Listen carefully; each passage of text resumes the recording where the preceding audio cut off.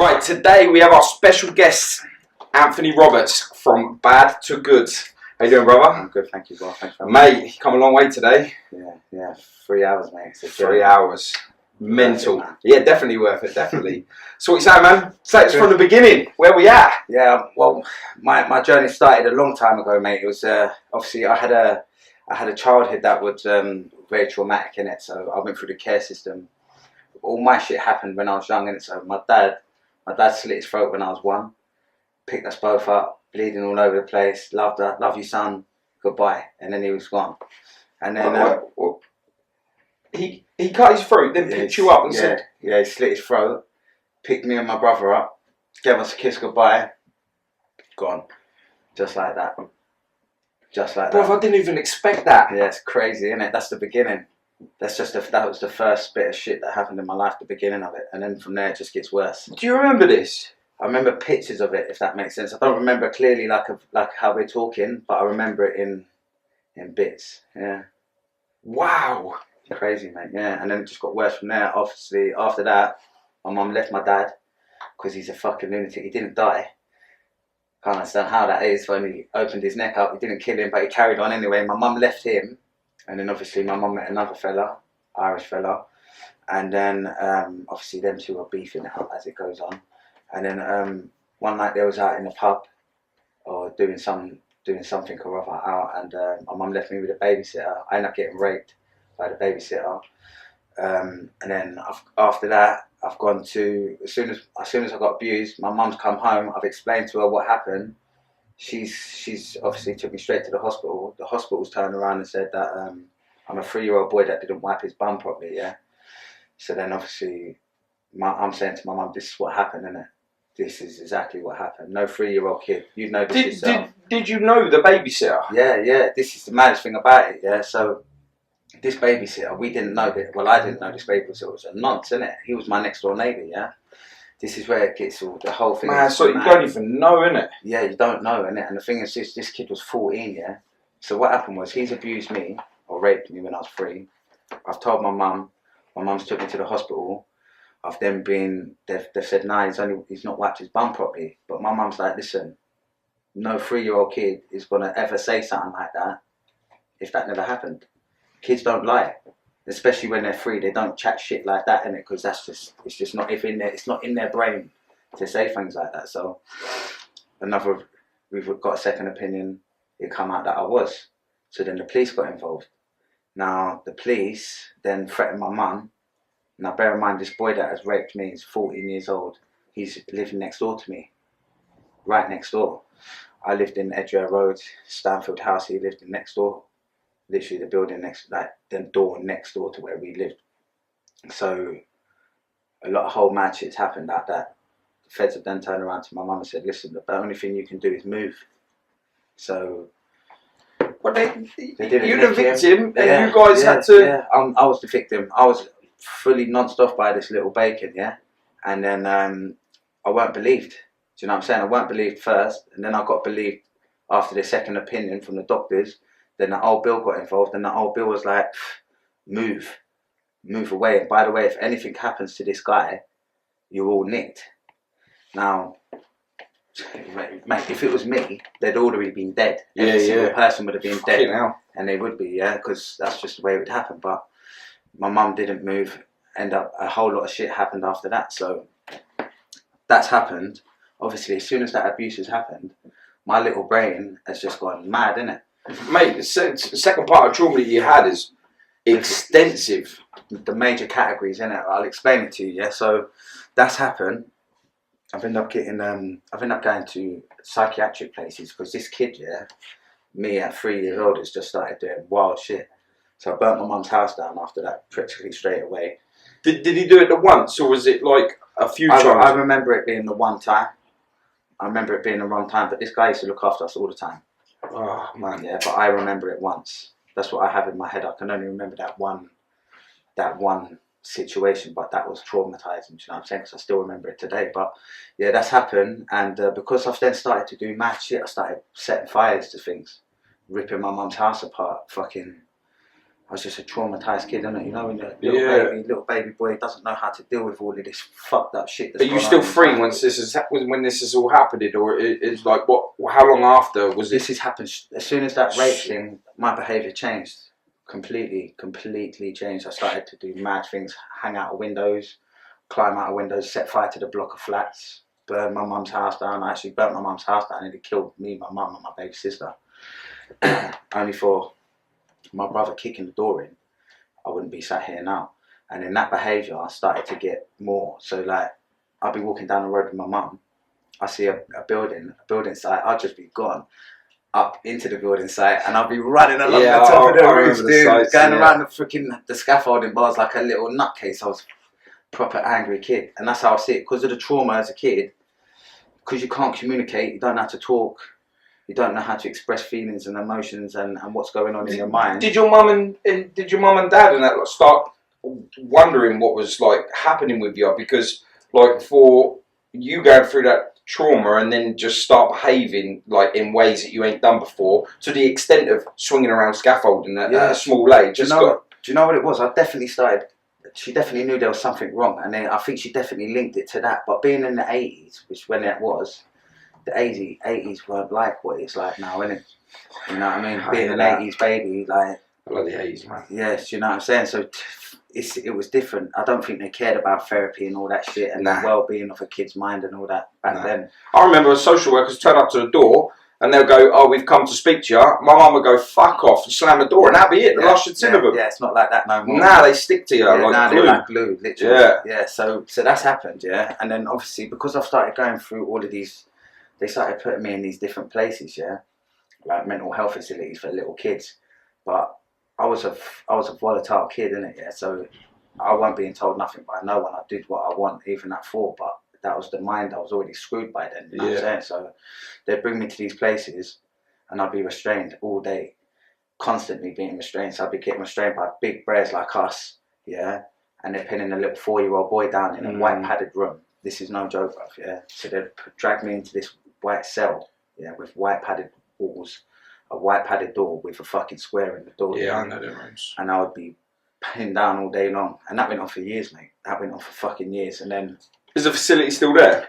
They're all over the place. But the one that you went to, is it still there? In Gloucester Road was the one I went to. Have you been back? I haven't, mate. To be fair, I'd probably end up getting in trouble if I seen the people, but I don't remember the faces though. Yeah. Do you know what I mean? The thing is though, it's like you shut yourself off to that, but if you hear a sound, smell, brings you back. That triggers it all back. Yeah, brings you straight away. Yeah, and that's exactly what, and that's why my life has been so fucked up ever since the beginning. Yeah. Because it's been constant back and forth, either going through jail, and it's the same thing. Like, what I mean is with my story from the beginning, because I was such a fucking maniac as a kid, because of all this shit that happened, I just kept getting into more trouble.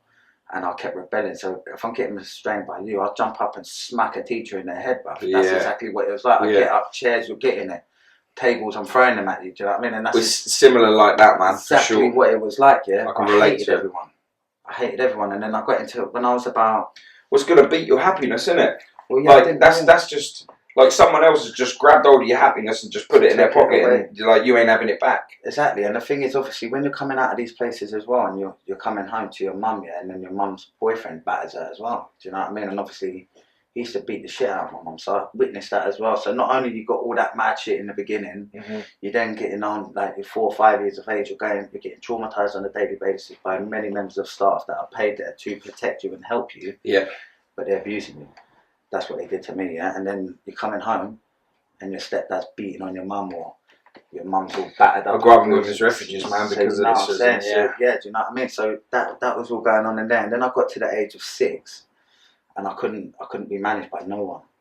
So the social services, my mum was battling with the SS. I called them the SS, yeah. Yeah. Because they're just, I hate them, yeah. But anyway, that's what I relate them to. So yeah, big battle with them. They've turned around to my mum and said, "Listen, you either give him to us, or we're going to take him." So I was 6, 6.5, 7 at this time.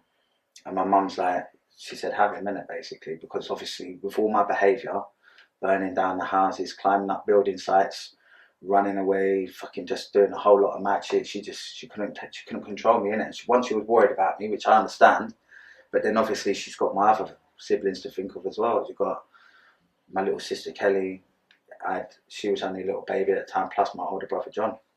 When was it you understood that though? I didn't understand that until I was about 30. Really? Yeah, mate. I always turn around and say to like anyone that's suffered or not grown up yet, I don't think you start understanding what your parents done or when you become a parent in your 30s is when you start understanding. Do you know what it was? Yeah, when I met my missus that I'm with now, the lady that I'm with now, she's the one that completely changed it all for me. She changed that guy that was an angry fucking dude, mate, to what I am. Yeah, I see you smile every time you look at her. Even when we was in the pub, he was talking, he's smiling. She's my best mate. She's the one that changed it all. Everyone needs one, man. That's it. Every man needs a good woman, and that's what it's all about, man. But unfortunately, back in the day, it weren't like that, was it? No. Like, all the men used to beat their women. Like my stepdad used to beat up my mum. My real dad, who I don't even know, he used to beat up my mum. How extensive was the beatings your mum used to get? Bad, man. Fuck me, bad, mate. Honestly, this is no joke, yeah, Paul. I come back from the children's home one time, yeah, and my mum looked like, you know, Batman and Robin? Yeah. You know, Two-Face? Yeah. You know, that one side of his face looked like, that's exactly what my mum's face used to look like. Naughty times. I vaguely remember my mum having a couple of black eyes and what have you. Yeah, man, bad times. I remember it clearly, man. And I remember just being afraid all the time. Mine was the noise. They'd always go into another room and do it. Like, it was never done in front of me. They'd always go into another room, argue, so I'd hear it. Yeah. So it was always like, now I won't argue with nobody. I'm like, if you come shouting at me, I'm not interested in shouting. Like, no, I get aggressive. And it's just like, threatened, then I become super aggressive instantly. Because if I think you're going to hurt me, then I'm going to hurt you first, mate. And that's just the way it goes, isn't it? That's how my trauma's affected me. Yeah. From a young age, a lot of people become softer with, you know, when they get abused. Some people they tend to, it breaks them, doesn't it? Yeah. So they're like, oh, I'm not like that, mate. If you make me feel on edge, you make me feel like you're going to hurt me, I'll move to you, even if I'm going to lose. Yeah. Because then that way I'll make myself feel better. Yeah. But that's a because if you don't. If you're like me and you don't, then you sit there beating yourself up about it. Oh, I should have done something. Yeah. That's why I say I'm a thinker. Oh, mate. I'm a thinker. I'm an obsessive thinker. Now, that's a lot of my troubles is because I don't think. Now, where the thing is, I've managed to slow my thinking pattern down. Yeah. Before, I go on a mad one, jump out of the car, weapons, and it'd be trouble. Do you know what I mean? Now, I don't do that as much. Now, I'm a bit slow with my thoughts, mate. But yeah. Lost now. No, well, you got to the point where it was like, when I said, how old were you when you understood what your mum done? Yeah, it was mad. Because she just given you up to go into care. Yeah, do you know what it was? Yeah, it's mad you say that, yeah, Paul, because since I've been with my missus now, my future wife, I've got all my case papers from social services, so I know everything that happened now. Do you know what it is? Couldn't come at a better time. Yeah. You understand? Because you finally met someone that you can settle with, fully trust, fully console with 100%. Yeah. You're going to take that step. Yeah. That dodgy step of like, scary, she owned you for life, Aaron. Well, yeah, that's what I said to her. Yeah, that's that's exactly where it's at. I said, you tell me what to do about sleep. Yeah, no problem. No problem. You coffee or tea this morning? But like the fact that you've got your paperwork and you know everything. Yeah. You're already starting that life better than what you ever done before. Well, you know what it is, yeah. I look back at it now, yeah, and I don't hate on my mum at all, innit? Like, I love my mum with all my heart. She had it hard, man. And what she went through her own trauma as well, do you know what I'm saying? Once she had a little kid that went through that shit, alright, she didn't help the situation, innit? But she did the best she could with the education that she had. Now, my mum is exactly like me. We ain't got no high school diplomas. We ain't got nothing education like that. We come from nothing, literally, do you know what I'm saying? So, all she had is what she was told, and social services tell her to do something, she would do it, you know what I mean? And then obviously social services, from the time they get their hands on you, they don't let you go. Yeah. Do you know what I mean? Yeah. Even they still keep to you when you're an adult as well. Well, that's it. Adult services, they call it. Adult services. The maddest thing about it, this also makes me laugh, yeah? When I was reading through this paperwork a few weeks ago, yeah, Paul, they wanted to put me in a nut house when I was 13. Yeah. I got the paperwork. In fact, I'll tell you what I'll do. When I get home, I'll screenshot, I'll send it, you can put it in this thing, you can show your viewers what these social services do to kids. Yeah. Do you know what I'm saying? Yeah. Because that's why I do these talks. I went in as an adult, I didn't go in as a kid, like, you know. Yeah. Yeah. It's true. It's like you go in as an adult and you come out as a kid. I know that sounds a bit mad, but they beat you down, man. Yes, they make you feel nuts. They break you, and then they write the whole word of shit against you, like you're the baddest bit of bread since ever. Do you know what I'm saying? So, but that's why I do this. That's why I come and do the chats, because my whole message is one about the social services. I'm not saying they're all bad, because I applaud them if they're saving the kid. If the kid needs saving, then save the kid, and that's important. Yeah. But when they don't need saving, or they don't need taking off their family, then support them. Yeah. Do you know what I mean? Don't take the kids away from their house, because with like what happened to me when I was 6, I got took off my mum. They put me in a fucking nut house. Yeah. They put me in this place called the Robbery in Oxfordshire. Yeah. And there was more nastiness going on in that place than I can fucking ever remember, mate. It was like a fucking cesspit. That's exactly what it's like. You got noncing kids. It's like you get all of the England's worst kids and you just throw them in a big fucking building and leave them to it. And they're all doing mad shit with each other. The staff are fucking shit. It's just a bad place, mate. And that's, horrible memories from that place. Nothing pleasant. Absolutely nothing. Did you ever sit there and think to yourself, fucking, I didn't even do nothing wrong and I'm being punished for it? Yeah, all the time, mate. All the time. All the fucking time. I used to always say to myself, why me, man? Like, where's my brothers and sisters at my mum's house? But I'm the only one here. Do you know what I mean? And then Did you ever, did you ever bump into the... I'd have killed him. Yeah. Yeah, he'd have been dead, mate. And I would have killed him. Apparently, he's dead now anyway. Apparently, he killed himself. So, yeah. That's. Do you feel cheated he did that? I'm glad he did that, mate, because I would have killed him. He'd be dead. And I would have killed him. I would have killed him, and I know I would have. 100% I would have killed him, mate. I think anyone that has been in that kind of trauma, even the softest and the nicest of person, if they come face to face with them with unlogical thinking, they're dead. 100%. Me personally, I would have peeled the skin off their bodies. I was that angry with them, mate. Because I was a very fucked up kid because of this guy. Yeah. And then everything that come after that was all because of them. So by the time I hit 10, I hated everyone. It's mad you say that, bro, because like you've just gone through so fucking much, and we're 10 years old. We're at 10 years old. I've left out loads, mate. I've left out fucking loads, mate. I can get back into it. There's loads. It's literally, but it's very repetitive. Like, you go to this care homes, you get wrapped up by the govs, same as you do in prison. Yeah. You're fucking running away. Like, so I tell you, when I went to Oxford Street, the first major care home that I went to, I seen a thing online. It was for England's No Hopers. I seen that. Wow. I don't know where it was, but I seen it online. They say send all the most England's troublest kids to this place. Yeah, it's called the Marbury Bush, and I saw the thing that I hold on to is all the funny shit, you know, like, because I was a prolific runaway, yeah. So I would get all the other kids, I'd instigate like 20, 30 kids together, and we'd just all we'd dust out at the same time. Man, if you ever want to go back there, I'll come with you. Do you know what, mate? I was saying it to my missus, mate. I want to go and see it. I've looked at the place online, and you can come with, man. It'll be good. We'll take the cameras down and we'll go through it all. Like, do a walkthrough. It's a mad gaff, mate. It's a mad gaff. Nothing nice there, man. But you know, from there, because obviously I was there for 3 years, so a lot of shit happened there in them 3 years. Loads of fucking shit happened. And then one night, I was this mischievous kid. I stole their car.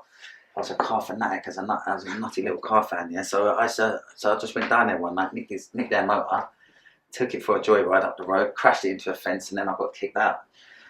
But I love all of that shit, because you know what it is? I remember, I take the good things out of all of that. Did you feel like it was one up? Yes, mate, 100%. And it was like that with every single care home I went to. Imagine this when I was 14, I skip ahead a few years.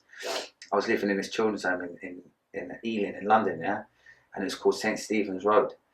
And there must have been about 10 Kosovan kids in there, fresh in the UK, yeah? Wow. So I was like, tour of London, yeah? So I stole their brand new Ford Galaxy and took all the foreign kids out on a tour of London, mate. It was hilarious. I took them to see Big Ben, the Queen's house. Yeah, it was great. It's crazy. But we used to do shit like that. That's the fun side of it.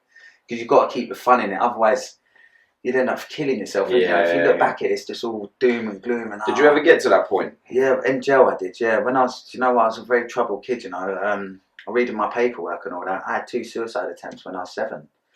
Like I hung myself apparently. Apparently I put a D-lock on my neck. This is how fucking sick this little kid I remember was. the D-locks, man. You know the D-lock that you lock your bike up with? Yeah, I remember that. I put that around my neck, tied a rope to it and jumped off the shed. What the fuck, man? Yeah. Sad, man. 7 years old, mate. Real genuine trying to kill himself. So if you just think back, what's that? Did you like break your neck? Squash your... Yeah, I don't know how that's what I mean, I'm not supposed to die yet, mate. Like, getting into definitely this here for greater things. I've got a lot of fucking times where I should have been dead, mate. Like, honestly, I've been cut out of motors, fell out of windows, mate. I've had hundreds of police chases where I've been ramming old Bill off the road and all that. I should have died many times, mate. I've been stabbed loads of times. The only thing I haven't had is being shot, thank God. You know what I'm saying? But other than that, I should have died many times, long time ago. But I'm lucky. I think that's the best way I say it. I'm just lucky. It's not my time, isn't it? Do you know what I mean? Here for the greater cause, man. Well, that's it. That's what we're getting into now, isn't it? The positive things. But going back to when I was that age, it was more like, so I went from care home to care home. I did that for 10 years straight. Yeah. So I've gone from 3 years old. The abuse happened. Get put in boarding school. I nicked their boarding school's car, and then I get to another children's home. Yeah. So I've been booted out of Oxford. Now I'm in Kent. Now, I was in care for 10 years, and this whole time, there's only one woman I met there. Her name's Christine Gillespie, and she was the only woman from childhood that ever showed me any sort of love. Even though I didn't think my mum had the capacity to love me the way she wanted to, because of her lifestyle and the way she was brought up and stuff like that. And that's no criticism towards my nan and granddad, because they're beautiful people, yeah. But it's just different. They're different to what we are now. I'm more of a softer parent. But my mum, it was different. She had an Irish geezer who used to always get pissed, batter her, beat us. So I used to shit my pants in it, yeah, because I got abused in it, yeah. So I pooed myself up until I was 9, yeah. And my stepdad come in the house and battered me for it. Just gave me big black eyes, smashed my head off the bunk bed and all that. Man, our stories are so similar, man. I was exactly the same, but I used to piss myself. Yeah. I went to bed till I was like way older, and like I had a stepdad, and he used to just mentally fucking torture me. So I pissed the bed. Man, there's times he'd come in the room, said it on Marvin Herbert's podcast. You know what I mean? And it'd come in and it'd pour like water on us when I was sleeping and pretend I pissed myself, so he could ground. All that stuff, mate. Yeah. But that's, you know, they're bullies, them guys. You know, like, and I look back at it now, yeah. Like even my stepdad, yeah, used to come in pissed up, and he'd aggy us up, man. Like, but then I got bigger. Yeah. And then I started agging him up, yeah. And then I realised, wow, I'm not so little no more. You know what I mean? I'm pretty strong actually. And then I started rat-agging everyone up, and it just went like it. You just learn to use violence, innit? Violence and aggression. You become to use that as a tool, and that's where it all starts from. The early days, having all that shit done to you, all that mad shit. You just get angry, innit? And then you get. Well, you get to that point, the stuff that you've been through, and no one's going to cause you anything worse than what is already happened. So, innit? Like, what can you do to me? There's nothing that can be done. Yeah, exactly. Do you know what I'm saying? And then, obviously, we all want to be loved, innit? Everyone wants a loving mum. Everyone wants to cuddle. Everyone wants to feel some sort of compassion. That's what we're here for, innit? The human race, they want to have a partner. Do you know what I'm saying? But I never had no love. I didn't feel like I had any love anyway. My mum might have loved me, my brothers and sisters might have loved me, but I did not feel love me. And when I'm in all of these places, you shut down more and more. By the time I got to, so when I got to, how old was I? Got to 13, I was in London, yeah, and that's when my criminal life started. Like I ran away from the care homes because it was mad. Like you've got these young girls. And they want to, like, it's a boy's dream, he gets to fuck loads of birds and all that, but it wasn't like that with me, bro, because I was only a 13-year-old boy, and I've got big girls trying, and I went into all that shit at that age, you know what I'm saying? I was a bit baffled by it all. Yeah. You know what I mean? Even like when the girls are like, go on, do something, and I'm like, that feels nasty, I don't like it, you know what I mean? And that's the truth of it. Well, I mean, that would fall back to the abuse. That would fall back to that. But it's in the care systems. This is the thing that I'm trying to scream as loud as I fucking can so people hear it, yeah? That these care systems are breeding grounds for paedophiles, man. 100%. They're the place the kids are like just, it's terrible, man. I've come across so many people that have suffered this same. Even now today, I sit back and I think, fucking hell, man. And you know the maddest thing about it, yeah, Paul, yeah? I was going to school one time, yeah, and there was this geezer about 60 years old, yeah, and he blatantly beat me up in the back of this van. Like, he blatantly beat me up in the back of his van, and this is a teacher.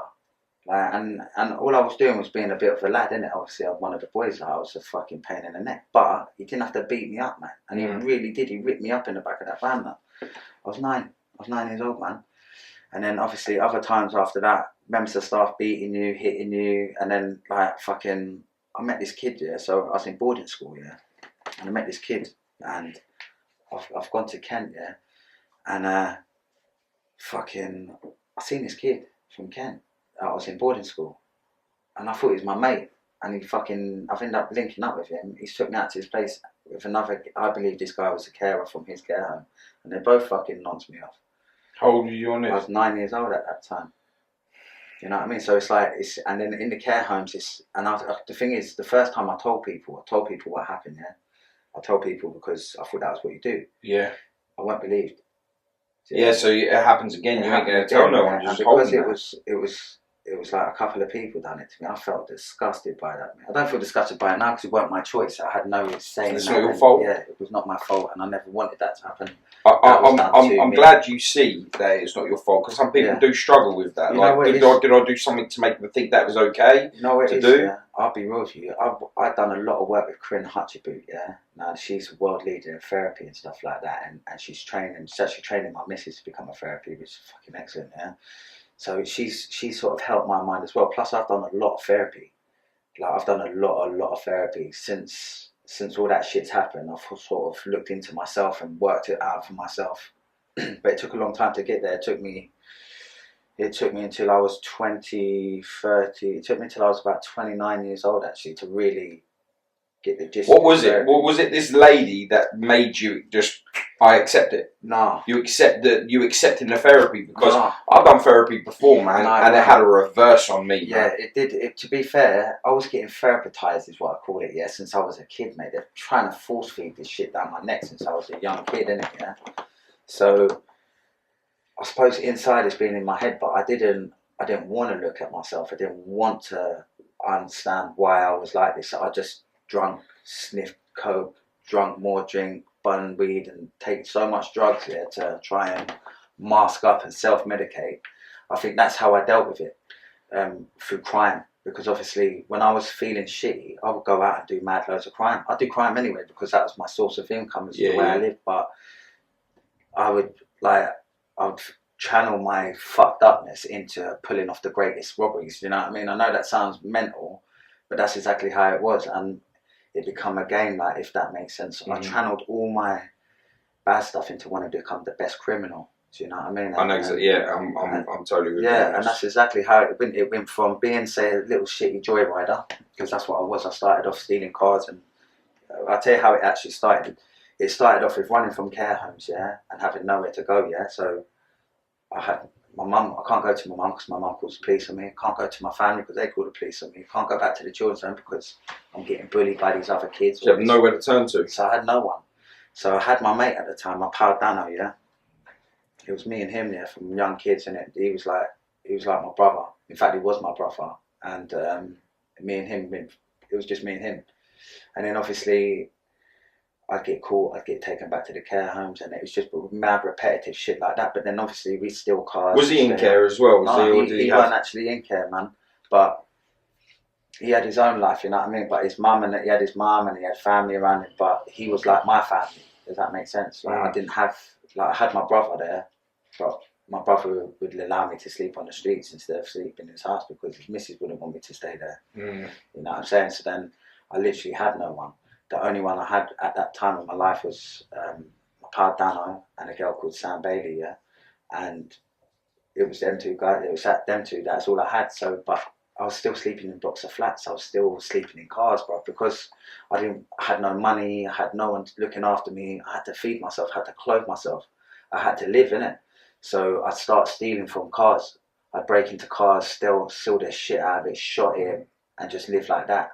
At night time, I'd bust into the cars, break the steering up, back box it, hotwire it, or whatever. I'd drive it around the corner, and I would sit there and into the thing, fucking run out of petrol, and then I've called out, I've got to go now. Do you know what I mean? And it was that repetitive, but it's just life. I know it sounds repetitive, but it is. It was just a daily life. You wake up, you commit crime, you fucking, and that's how it just breeds itself, doesn't it? Do you know what I mean? But yeah, then it just escalates from then. Obviously, you realise you start making money and stuff like that, and it's like, well, you do better crimes, don't you? People start putting their orders in, don't they? Well, that's it. Yeah, literally like that. That's exactly what it is. What you want, that car? All right, cool. Yeah, all right, sweet. And then before long, you've got loads of people wanting things because you're coming handy at this now. Yeah. You're getting things cheap. No one wants to pay the full price for nothing, so you're getting it at less than half price. Like you're getting loads of fucking bits and bobs in for people. So you start making money, but then it's not enough. Mm-hmm. It's not enough. You're taking drugs. I used to smoke untold weed. I used to sniff loads of Charlie. Yeah. And I would just be a fucking madman. You know what I mean? Two mad drugs that'll fuck your head up even more. Yeah, but and it was the partying and just thinking I was the bollocks. It's mad, isn't it? Like you go through.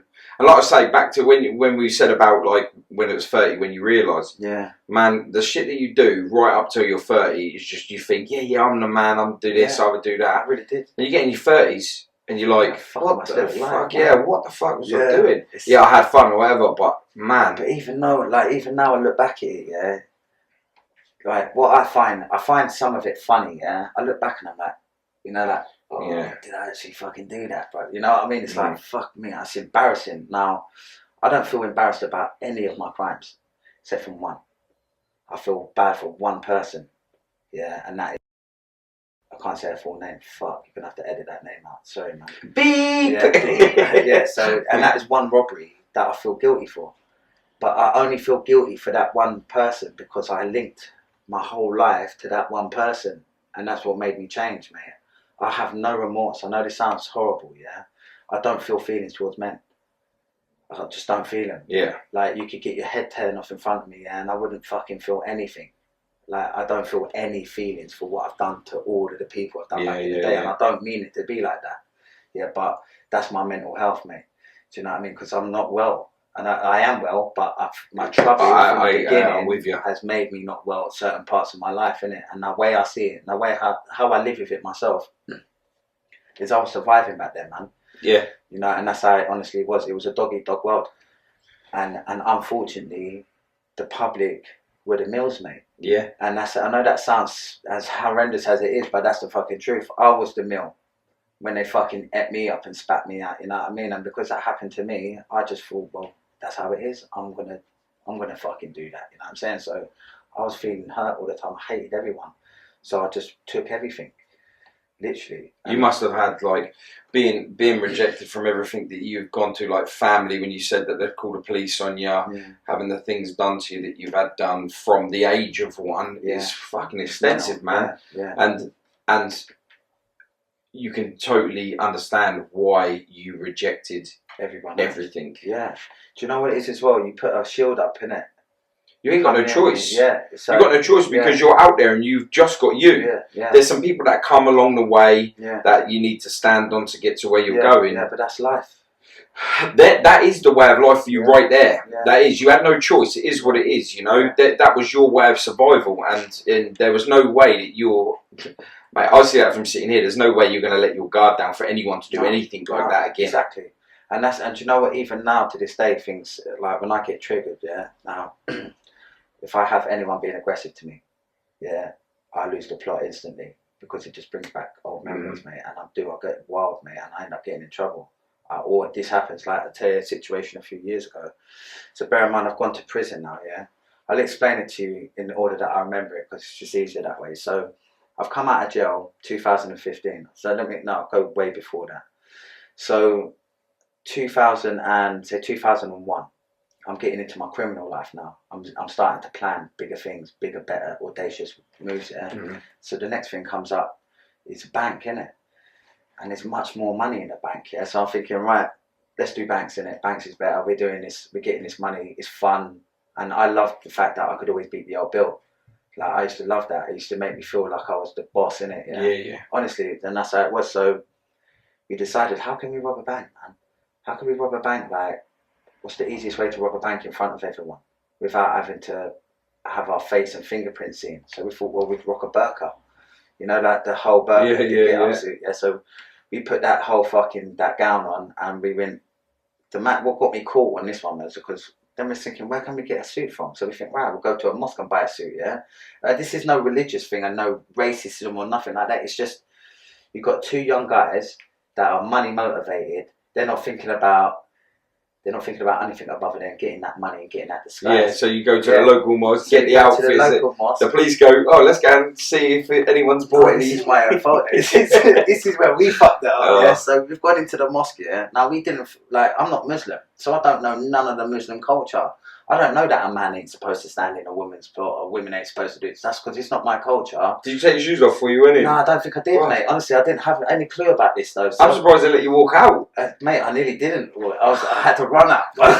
Listen to this, bro. Yeah, so we've gone there now, and we're in the section here where all the clothes are. Yeah, so me and my mate are just trying on gowns. So we're putting on the whole thing. We've got the headmask on. We've got the jacket, the dress on, the little veil. So we think we look cool, actually. We're sitting there, we're like, yeah, that suits you, that fits you, and all that. So, anyway, my mate Nick now, yeah, he says to me, can we just wear it? Let's just wear it out now. And I was like, really? He's like, yeah, it'll be fun. Because that's how we're thinking about it. We're thinking of it as a job, but we're thinking this is quite fun. We're going to hit the papers now. Yeah, that's exactly the attitude. We're going into the main papers. We're going to be on the front page of the Sun and with ballers. Yeah, that's what we're thinking. We know we're going to get away with it. But we don't care, innit? You know, that's like that childish mentality, superhero, I'm gonna go rob a bank and all that shit, yeah? So, anyway, we're trying all these dresses on. And my mate's big, he's like 6 foot high. I was going to say a couple of butch birds. Yeah, and this is where we crack up about it. And I laugh about it now. I was like, so we've come walking out the mosque. Now, Regent's Park Mosque is massive, yeah? So you've got all the big stone flooring. But my mate is big. He's 6 foot plus. I'm only 5'9", yeah? So I'm a shorter geezer, yeah? Next thing, security's obviously seen me in this fucking. We're both bowling out. Like I've got a pair of 110s on underneath my dress. Yeah. I played the chick. Yeah. Next thing, he's grabbed me. The security's grabbed me. Yeah. And I've obviously obviously. So he's gone down. I've dropped him. Yeah. Anyway, I've come running out the mosque, and I kid you not, there was at least 150 people standing outside this place. You went in prime time.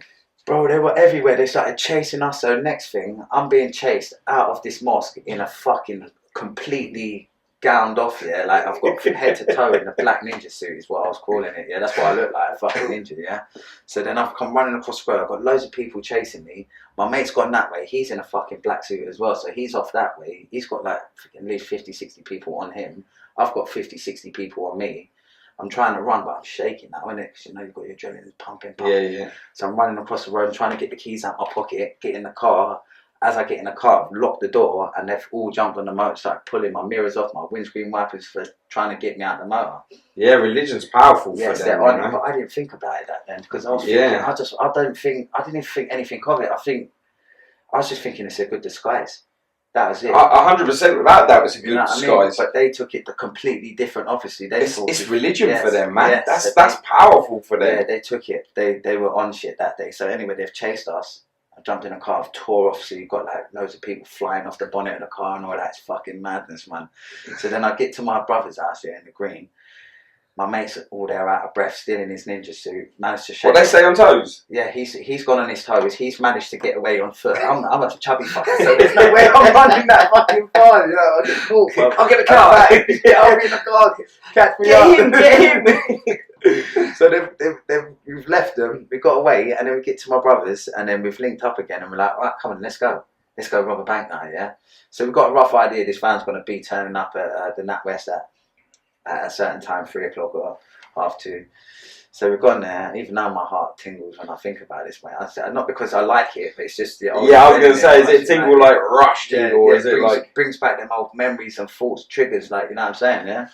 So anyway, van's pulled up. We've gone in there, and we're in the queue now, yeah. We're in the queue now. You've got these two big geezers, yeah. I'm broad. He's even broader than me and even taller than me, with these big old eyebrows on him, yeah. Nick had the biggest eyebrows, so this is what they said in the case papers. So the guard's seen us. The guy that's carrying the money to and from the bank, he's seen us now, yeah. Now, yeah, you kind of standing out a little bit. 7 foot. The luck of it. Imagine the luck of this. There was 4 Muslim chicks in the place when we got there. So we sort of tried to blend in. Yeah? Literally like that. Just blend in, like started chatting. But this chick's turned around. Hello. Right, what the fuck? How you doing? Yeah, I'm good. But yeah, man, that happened. And then the next thing, they fucking, this chick that was there, because I was apparently wearing a woman's dress, yeah. Obviously, she's gone out to her husband, yeah, and said to her husband, "Our women, this is a Muslim woman, has gone out of the bank that's in front of us, phoned her husband, because this is what's all in the depths in the papers, yeah." She said, our bloke's supposed to be wearing the same stuff as us, babes. Yeah, and he's like, "Oh, don't worry about it," something like that, yeah. So anyway, the guard's walking back. He said in his paperwork that he thought we were just two seriously ugly chicks, yeah. That was his, that's a swear to God, that's exactly what he said. The eyebrows. The eyebrows, the size and all that. He just thought we were right butt as birds, yeah. So he's just carried on doing his job. So anyway, we took the money off of him. They've opened the box. We've took the dough off of him, run out, got down the road, dumped the car, all of that shit, got away. And then it was just fucking, after that, it was just a similar one straight away after that. It was done quite a few similar things. I can't say too much because there's some things I ain't been convicted of, some things I have. Allegedly. Well, yeah, allegedly, yeah. Allegedly. Yeah, it's allegedly, yeah. So, yeah, that happened. And obviously, after that, the police started coming on to us. The old Bill's gone to my mum's house. I said to Nick, I said, "Look, we wanted, mate. We wanted for these banks, blah, blah, blah." Nick saying to me, "Nah, they ain't been to my house yet." So, "No, they're on us, innit, bruv? Don't be on foot." So then, we're ready now. We're ready to just fucking go away now. So, but Nick got nicked, yeah. Nick's had a big police chase. They've arrested him. He's got away. Well, got nicked. Broke out of the police station. Went into Marble Arts train station. It was a big thing, yeah. And basically, what it is, you got a copper there. I can't really say because that's his story, innit? So, yeah. But when he gets out of jail, he'll explain it. But basically, he's been nicked. I've got the phone call saying, "Fucking Nick's been nicked," yeah. So I'm like, I'm going. So within the next day, I'm on a flight and I'm going out to Cyprus, yeah. Yeah, straight up, yeah. So I've got my powers, but I'm paranoid now, yeah. So I'm thinking, fuck, I've got loads of Charlie here in the cheeks of my arse, yeah, because I'm going on holiday now. As I'm getting away from England, I've got to go away now because I'm wanted for these three different banks, yeah. So I'm thinking I'm going to get a big bird, so I want to go home, yeah. So anyway, just us out the country, got on a flight, got to Heathrow, but I'm staying with my pal now. And I've got this Charlie on me, innit, yeah, and they're walking around with the dogs. And this is I've never been out of the country before. The only time I got to leave the country was when I was wanted, yeah. So they've come, and I'm paranoid now. So I'm like, listen, I'm going to sniff this Charlie, yeah. So me and my pal Lou, who's doing freaking 15 years now, we've gone to the toilet, sniffed all the coke, got on the plane, gone on to where I'm off my nut now. I've gone to the checkout thing. I've given the birds my passport and my boarding pass. And I was just like, yeah, sweet. So I've got on the plane. I'm thinking everything's fine. Everything's good. I'm all good. Everything's good. I'm sniffed out. Everything's been fine. Next thing, they've all come up to me and they're like, "You Mr. Roberts?" And I was like, you know, when your heart just stops. I was like, fuck yeah. So you know. No. That's what I wanted to say. No. Like, that must be the guy over there, mate. It's not me. But then they gave me my boarding pass and all that. So I was like, fucking thank God I got away with it. So then I've left the country. But I was out of the country I went over to Cyprus for about 2 weeks, I think, and I hated it over there. I missed my family, I missed my missus at the time, I missed my kids, and I hated being over there, mate. Honestly, even though I was over there with two good friends of mine, and he was having a blast, mate. He was having a good holiday. Cyprus, Ayia Napa, all of them things. It was great, but it weren't home.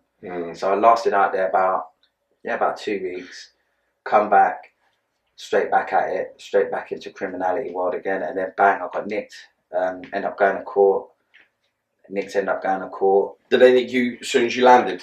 No, see the thing is, yeah, because what I did is I boarded my ticket. I put my ticket as a return thing, yeah, but I'd done it in that I was going to be returning in a month, yeah. But what I did is I just went to the train station to the airport early, paid the extra fee, and just come straight through on that flight. But at the time, this was 2006, so they weren't really on it. Yeah, on it. They're like now, innit, yeah. And to be fair, it was only 3 conspiracy to rob charges, so I couldn't see it being like it was nothing major. This was three conspiracy charges, rob. 3 banks, yeah, 3 different banks. What was you told up to do the jobs, or was it just more? No, like at first, super strength. Yeah, it was just wrapping them up in it with my bare hands. Me and my mate would just tear them up and take it off and run off with it, and it was literally as simple as that. Because it was only when I got older I started using weapons. Which is weird, really. I don't understand. Usually you do it when you're younger, but yeah, the older I got, the more tools I started to use and stuff like that. But with the banks, it was like, I was the other way around. yeah, it was weird because do you know what it was? Yeah, I was always confident in myself. I'm not an idiot, innit? Yeah, I'm pretty sure that I can handle these people. Is what I had in my head, innit? So, and I know how angry my boys are. So we just feed off each other. Yeah. If anyone got involved, they're getting it, and that's exactly how it was. So, but once I got birded off for that, that just made me more hungry, mate.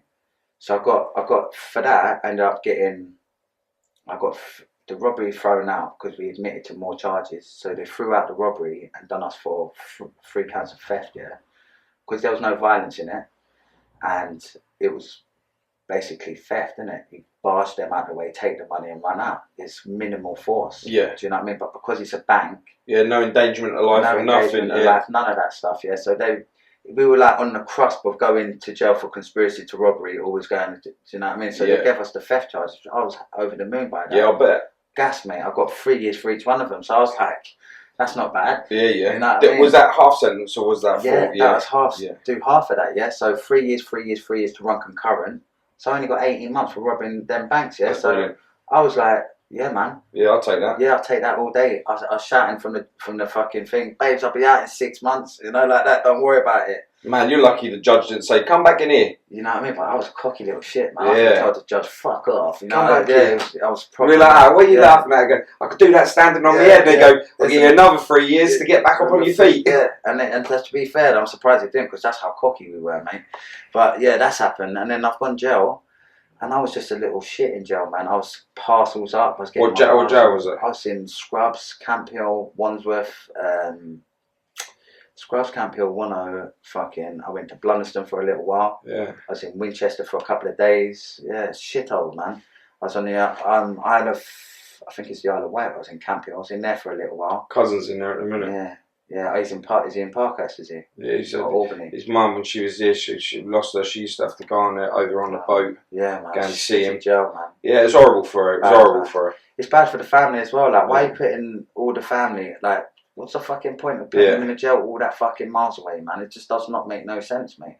But they want to do that because they want to keep us down. This is the whole prison system. Yeah, they put him in there from a robbery done in Scotland. See what I'm saying? Send them to get a part of the fucking world. They do it on purpose to break you. Yeah. You know what I mean? They want to make you. They say in the prison, family ties are important. Bollocks! They don't give a shit about that. You're just a number.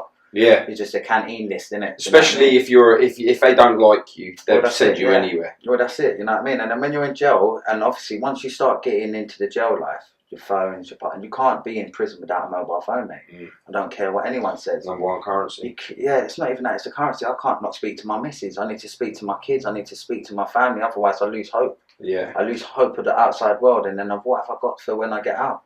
This is why people kill themselves in jail.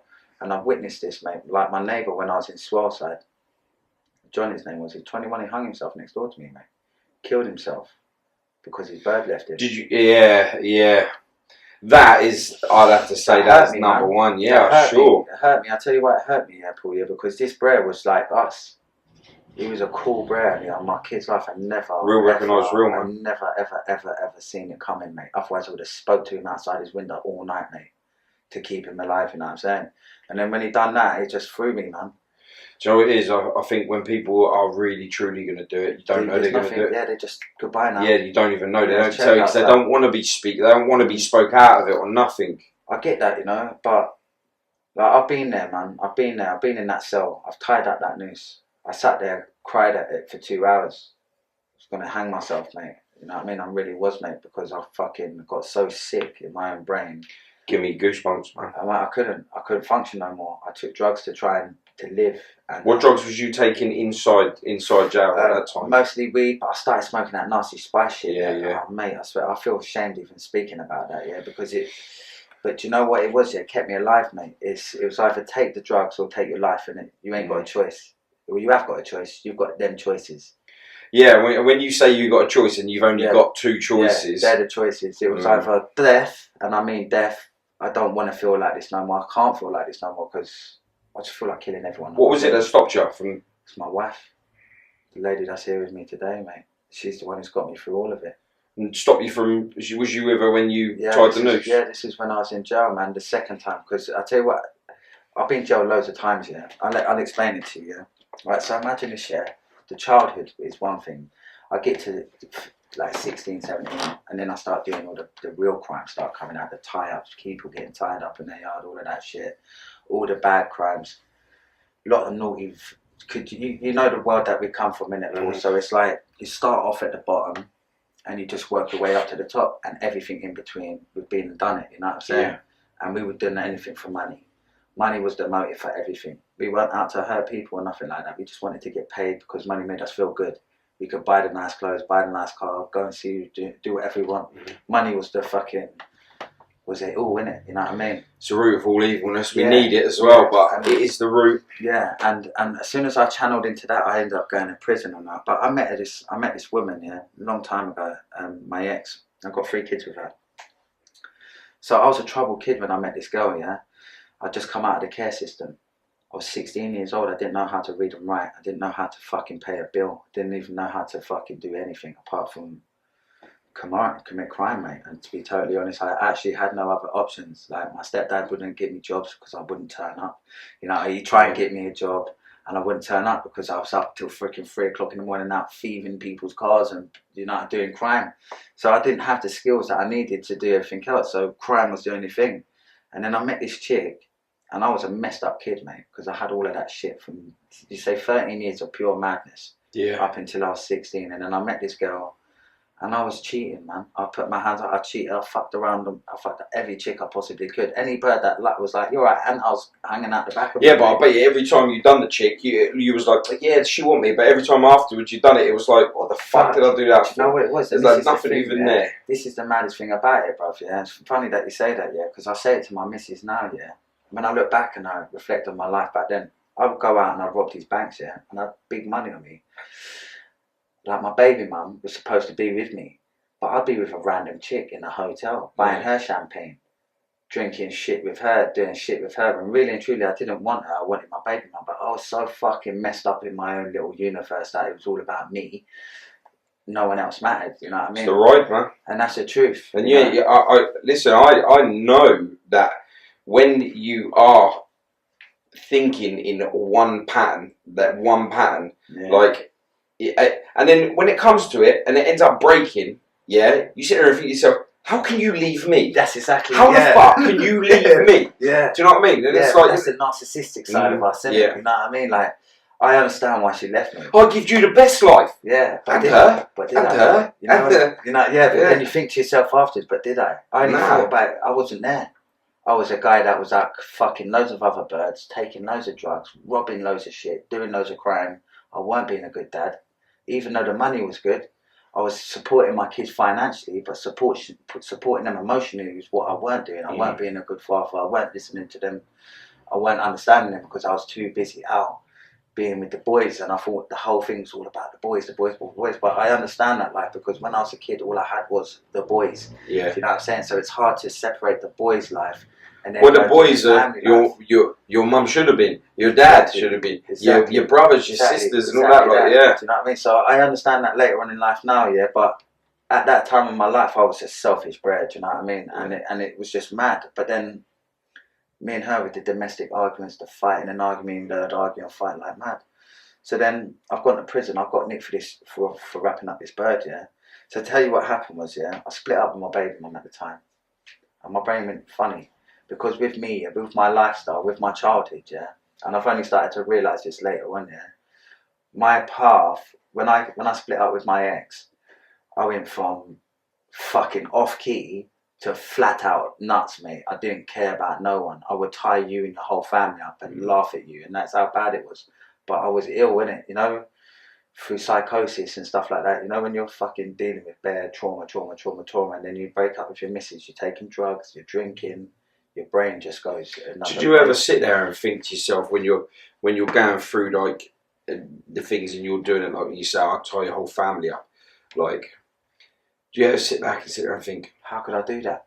But is it me? Nah. Yeah? Or is it my reputation I am now thinking? Am I thinking that way? Like, where am I at? Because this ain't me. Yeah. But that's what I'm doing it. Yeah, and that's do you know what? You know when you look at yourself back, and that's what I mean. You know when I sit back and I think, oh my God, how did I do that? Yeah. And it's like, it's shameful. Yeah. You know what I mean? It's shameful, but you know what it is? It was like it was a game. All of it was a game. It was me winning. I had to win no matter what cost, yeah. And that's what it was. I had to get paid, and I didn't care about who I hurt, and it was all about money. But then obviously, the relationship with my ex-missus, she put up with me for 10 years, man, from 16 until I was 26, and look, we were bad boys, but we'd had a bad life, and we didn't actually know how a real relationship was supposed to go, because we've never actually sat down and watched a real relationship. The relationships that I seen with my father beating my mum, my real I always say this, man, like, when you grow up, like, you can't be told off for how you have become. Like, your parents can't tell you that that's not right, because I'm copying you. That's right. Like, I am you. Yeah, I'm a mini you, mate. You made me. This is what happened. So you're to blame for me, mate. But I see it like that. But then I sort of feel sorry for my mum. You know what I mean? I feel sorry for her, because I don't want her to think, like, Mike, you know, this is no joke. You know, since I started talking to my mum, stopped talking to me. My mum don't talk to me no more because I'm telling my story, and it makes her look bad. You know what I mean? Which is sad. It's sad for me. It's sad for my kids more than anything. You know what I mean? But it's the truth, bro. Yeah, no, and I think that's her fucking guilt, not mine, man. I think she doesn't. Maybe it sounds like she doesn't want to. Like, she knows. She knows how bad it was. But hearing it just makes it. It's like a trigger for her. It makes it real. Yeah. It makes it real for her. Yeah. It was fucking real for you. And I lived it. But for her, she can shut that. She can close the door. She pushed you off to that. Do you know what I mean? She like exited all them bad feelings. Her responsibility to owning what went wrong. Yeah. She passed that on to somebody else. She disassociates herself from it, which is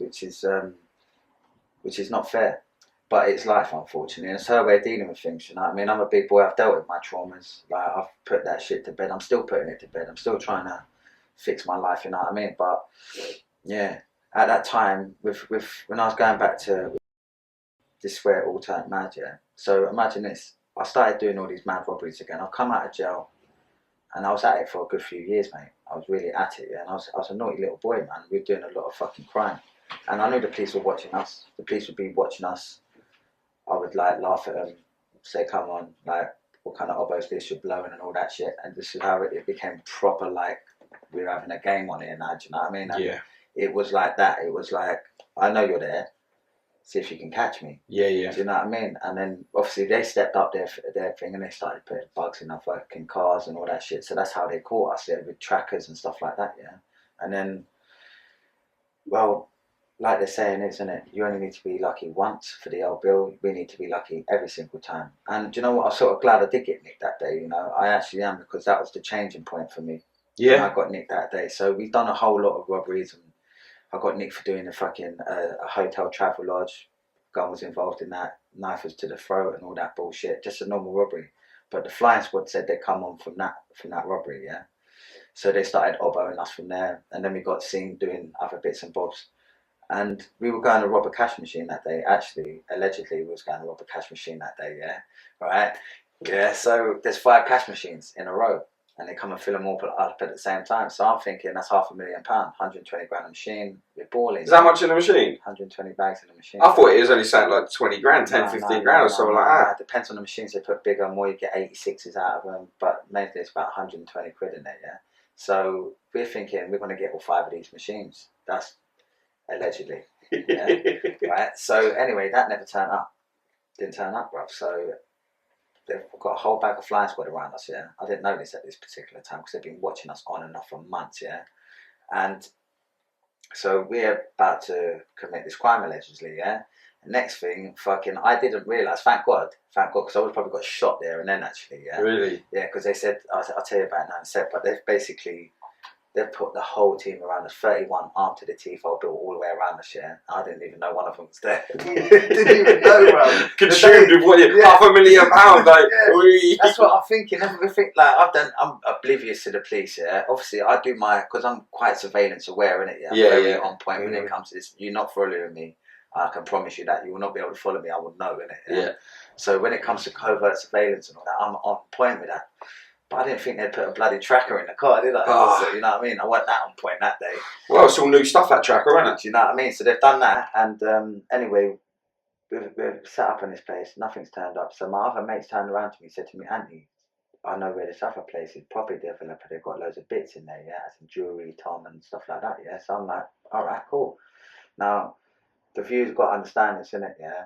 Now, when you're a criminal, you don't care about people's feelings, innit? Yeah, You yeah. don't care how you affect that person's life because we don't actually give a shit about that person's Well, life. if you're hungry, all you want to do is eat. It's And simple. you know what? At this time, and this doesn't justify it. This don't justify my behaviour in any way, shape, or form yet. And it does not give me the right to go out and do any of the shit what I did is wrong yet. But at that time in my life, I'd already lived 26 years of proper bullshit. Yeah. Then I end up with my baby mother. Me and her split up. She's fucking doing whatever she's doing. I'm doing what I'm doing. So now I'm homeless. The woman don't want me in the house. So I've got nowhere to live. So I'm out and about. I'm living at hotels. That's how I'm living at a travel lodge from travel lodge to travel lodge. Yeah. So that's what it is. So I've got to pay for that. Yeah, exactly. So we've gone. My past said to me, right, there's this, she's got bits there. There's property. There's going to be bare stones there. Yeah. So I was like, all right, cool. Saying nothing. We'll go and get it. Yeah.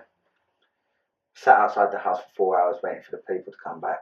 When the woman come back, yeah, and this is the part I don't like about this because of a woman, yeah.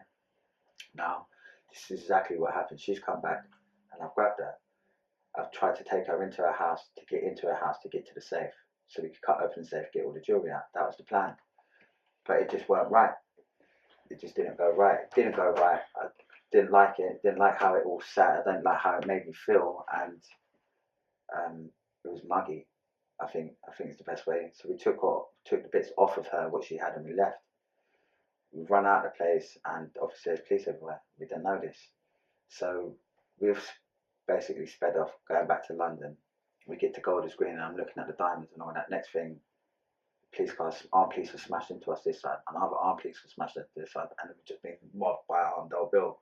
Next thing, we've been battered. All of us have been nicked. The driver's been knocked out.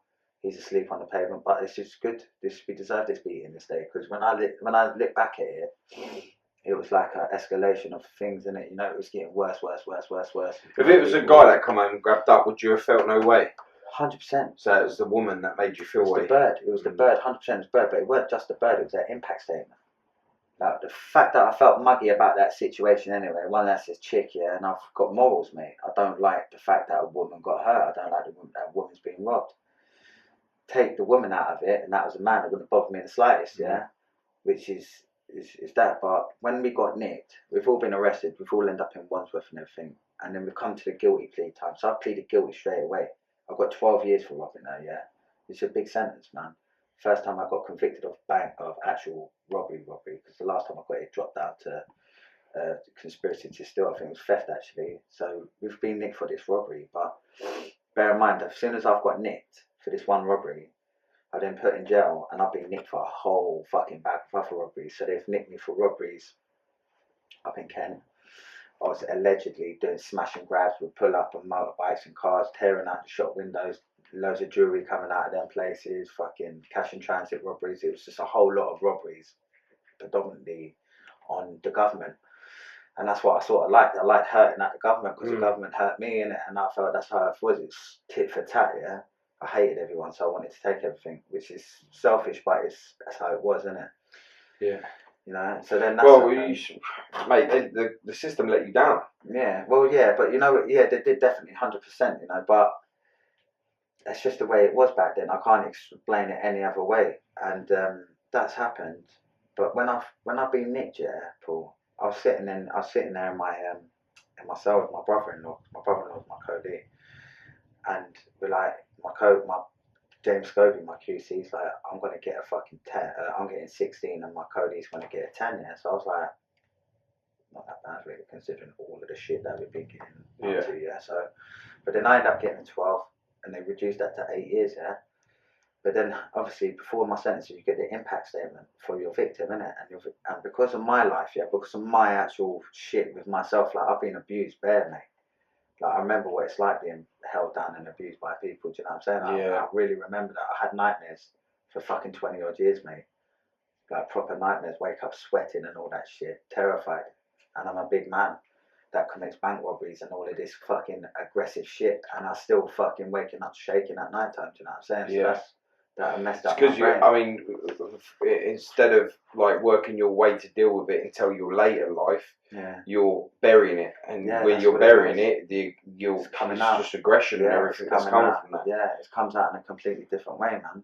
But because of that, because of her impact statement, I hate talking about this. I say this, mate. I fucking hate it because I relive it every time. So basically, this is what happened. She said in her statement that when she was being robbed, she got turned over. She did get turned over. She got turned over so people could take her jewellery off of her. She had diamond earrings, diamond watches, rings. That all had to get taken off of her, yeah? So she had to be turned over. But whilst turning her over, she said in her statement that she thought she was going to get abused. I knew you was going to say that, yeah. Right? And this is honest. This is honest to God, mate. This is not a joke, innit? Yeah, it made me feel ill, man. Like, I actually felt sick, mate. And I felt nothing but guilt and disgust, mate. That one, I never ever meant to make her feel like that. That was never my intention. My intention was to rob her. You know that feeling? Yeah. That's the thing. You know what I'm saying? And even like a man shouldn't rob a chick, but look, let's have it right, yeah? When you're being treated like that through your life, you don't discriminate between a man or a woman. Yeah. I've been abused by birds as well, mate. So does that mean I ain't got the chance to rob them? Do you know what I'm saying? And that's what it was, you know what I mean? I didn't care if you're a man or if you're a woman. Yeah. Because I've been abused by both of them. Yeah, but your intention wasn't to make her feel that way. It was just to make her hand over her stuff. And the fact that she thought that. It's all about money. And I can understand the power being taken away from me as a kid. That's why I do robberies, yeah, because you're asserting power on people, which I can understand that. That's why you get into the therapy side of things, yeah. Hence why I did crime and stuff like that. But I understand doing a robbery is having all the limelight on me. You know, like if you're having tearing out a shop window, you've got the whole town centre, they're like, fucking hell. It's all attention seeking. Right, you say about the power. Yeah. Yeah, it's when you felt like your power. When did you feel like you gained your power back? Really, not with the like forcing that power, not making people make you feel powerful, like you because of the fear that you're powerful. I'm like, when did you feel like you had your power? When you felt your power back? When you said, "No, I'm taking this back. This is me. I'm having it now."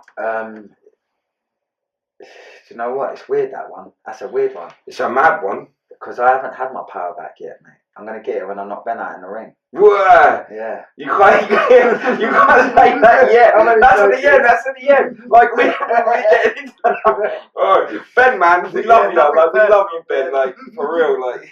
Oh, no, but do you know what it is? I'll be honest, my power, yeah, honestly, the last 3 years, yeah, I've seemed to have changed. I've changed because I've met my wife. I've got 2 more beautiful little kids, and my life now is different. Do you know what? We've only just met, not today, but we met when we had a meeting a little while ago, and we got big things for the future. We'll get to massive things. Mate. But first time I met you come over to me straight away. Yeah, I felt it. I felt you. Yeah, man. Like it was there. I felt energy, innit? Yeah, and do you know what it is like?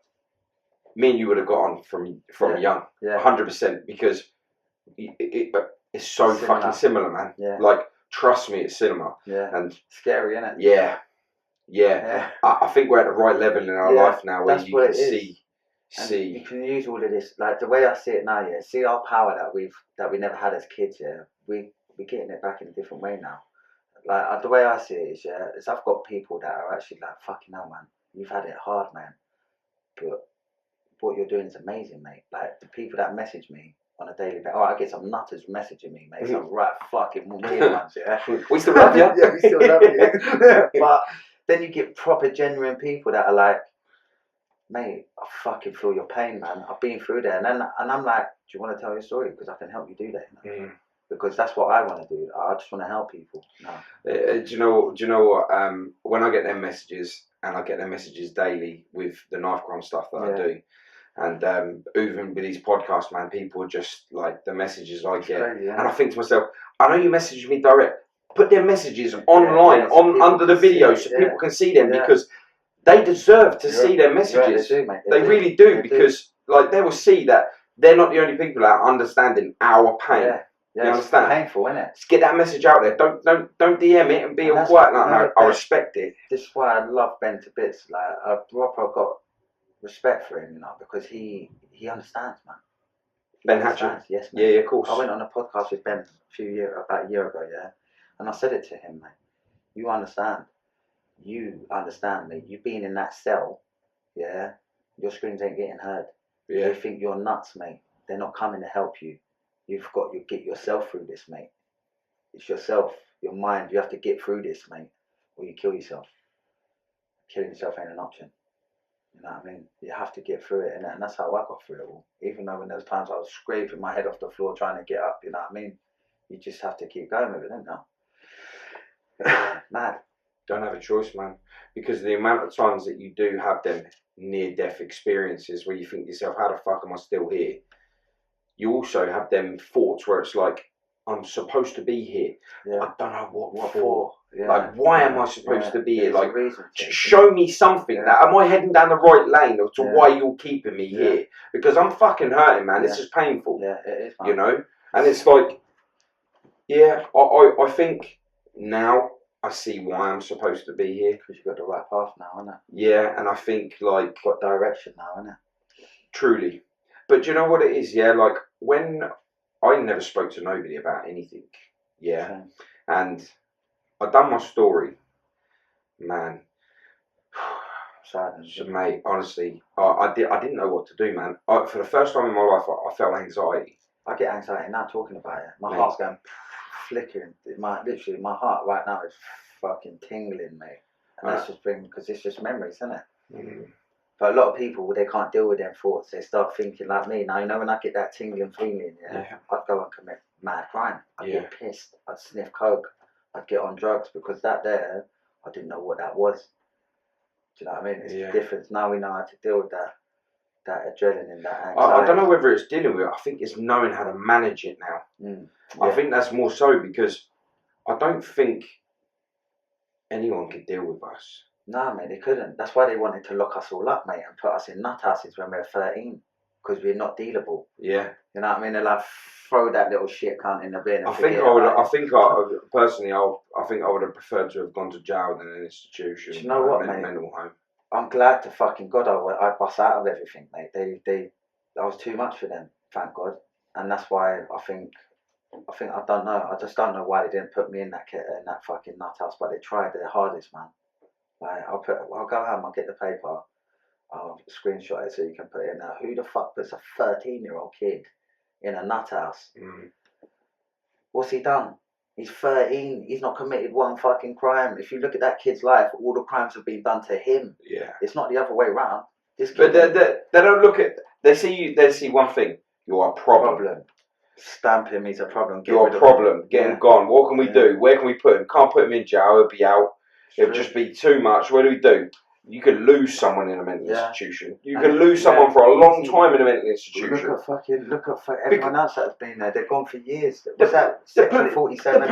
police used to be able to just take you down there and go, bye now. Put him in there. We'll be back. And you'd be left. Yeah, gone. Until they want to bring you back out. Yeah, it's true, it's mad. Now you have to go to A&E. Yeah. You have to see the mental health crisis team. You have to be assessed in A&E. And if that's right, then they take you across there. It's true, it's mad. I'll tell you what, when I imagine this shit, you see after that chick, after that robbery and all that mad shit, them feelings, and I got to the point in my life where I was like, I don't want to be like this no more. I realised I had an issue then. That's when I actually sat back and I was like, I don't ever want to be like this again. I don't want to do this to no one. That was the click over point, you know, and that. I bet you thought about her your whole sentence. I thought about her for years, mate. I still think about it to this very day. Did you ever reach out to her? I tried to. It's called Restorative Justice. I tried to write her a letter. I didn't know what to say at first. I just could only say sorry, but I didn't know what to say to her. You don't know. I've never done this before, you know what I mean? I've never had... Well, I think you might have struggled of what to say to her because you knew truly what she felt. Yeah. At that time. Even though you didn't do it to her and your intention was not to do that to her. Yeah, I would never do that. But she thought it was going to happen. Yeah. The fear is there. Whether yeah, man. It's there. Yeah. So knowing that you've done that to someone is just disgusting, mate. Because I remember every single time that happened to me, mate. I'm 37 years old now. That happened to me 33 years ago. I could sit here and tell you in detail exactly what happened. But that's how much it scars me. Yeah, that's how much it scars me. Do you know what I mean? That would never leave my brain.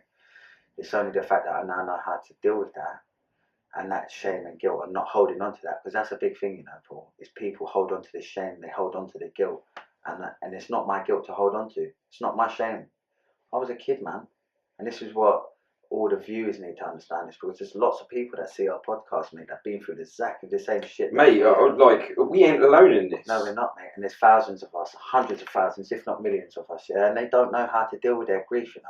Now, I didn't know how to deal with my grief. That's why I took drugs. That's why I drunk. That's why I fucking went out and committed crime. That's why I was sleeping around, sleeping with anyone that fucking wanted me, even though half these birds were ugly as dogs, man. I didn't want to fuck them. I know when you say you're sleeping with birds, I know after every single one, whether there was 1 or 100 or whatever. Yeah, you're just like, why the fuck did I do that? And you know when you're fucking naughty, when you fucking your missus, it's like, yeah, this is fucking I good love shit. it, you know, you naughty bitch. You know? But like when you girls, you get up, you're just like, ah, you're gonna fucking leave now. Or what? Like, what's happening? Or you're just like, why the fuck did I do that? Why did I do that, man? Yes, and that's how it was. I say it was. It's when you start to love yourself again, innit? And obviously I didn't love myself for many, many years because I didn't know how to love myself.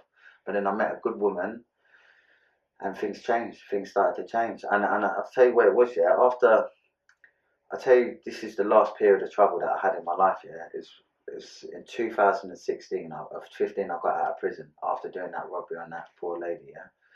And every podcast I always say sorry, mate, because I hope to God she sees every single one of my podcasts. Mm-hmm. So she realises that actually this guy is actually generally, he's a real sorry guy, he didn't mean to do that. And because of my life, I believe you when you say it. It's the truth. I believe it. I wouldn't come out and embarrass myself, because talking about wrapping up a chick, mate, is not a pretty fucking thing. You know what I mean? It is muggy.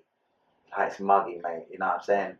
But there's a reason why that muggy behaviour happened. Yeah. You know what I mean? And doesn't make it right. It's just the truth. It's the truth, isn't it? You know we go through different stages of our life, and you know we're bound like by our mistakes. Yeah. Unfortunately, it doesn't matter how much you progress to create positivity within other people's lives, success, strength in your own life. Yeah. You'll always be remembered as that guy. Yeah. And it doesn't matter like what I do. I'll always be remembered for what I've done. Yeah. And nothing will ever. I try and forget loads of stuff. And people come up to me and go, "I remember when you smacked that guy in over the head with a hammer," and I was like, "Nah, I didn't." And it's like, yeah, same with me. Yeah, like I was tools like crazy, man, when I was young. But I can have it too. Yeah. Don't get me wrong. Yeah, like if it come down to it, I'm all hands. Let's go straight. No problem. But I was nuts. Yeah, and I was off key, so I'm gonna damage them as fast as I can. Yeah, and it was fucking mad, man. I'll tell you this one story, right? With my sister was at a house party, and some guy was there. He ended up punching out through a PlayStation remote control at my sister. Hit her in the face. The next morning, I heard that they'd slept there. Me and my brother, we've gone round the house. As we've gone round the house to go get it, there was like 5 or 6 guys supposed to be in this house.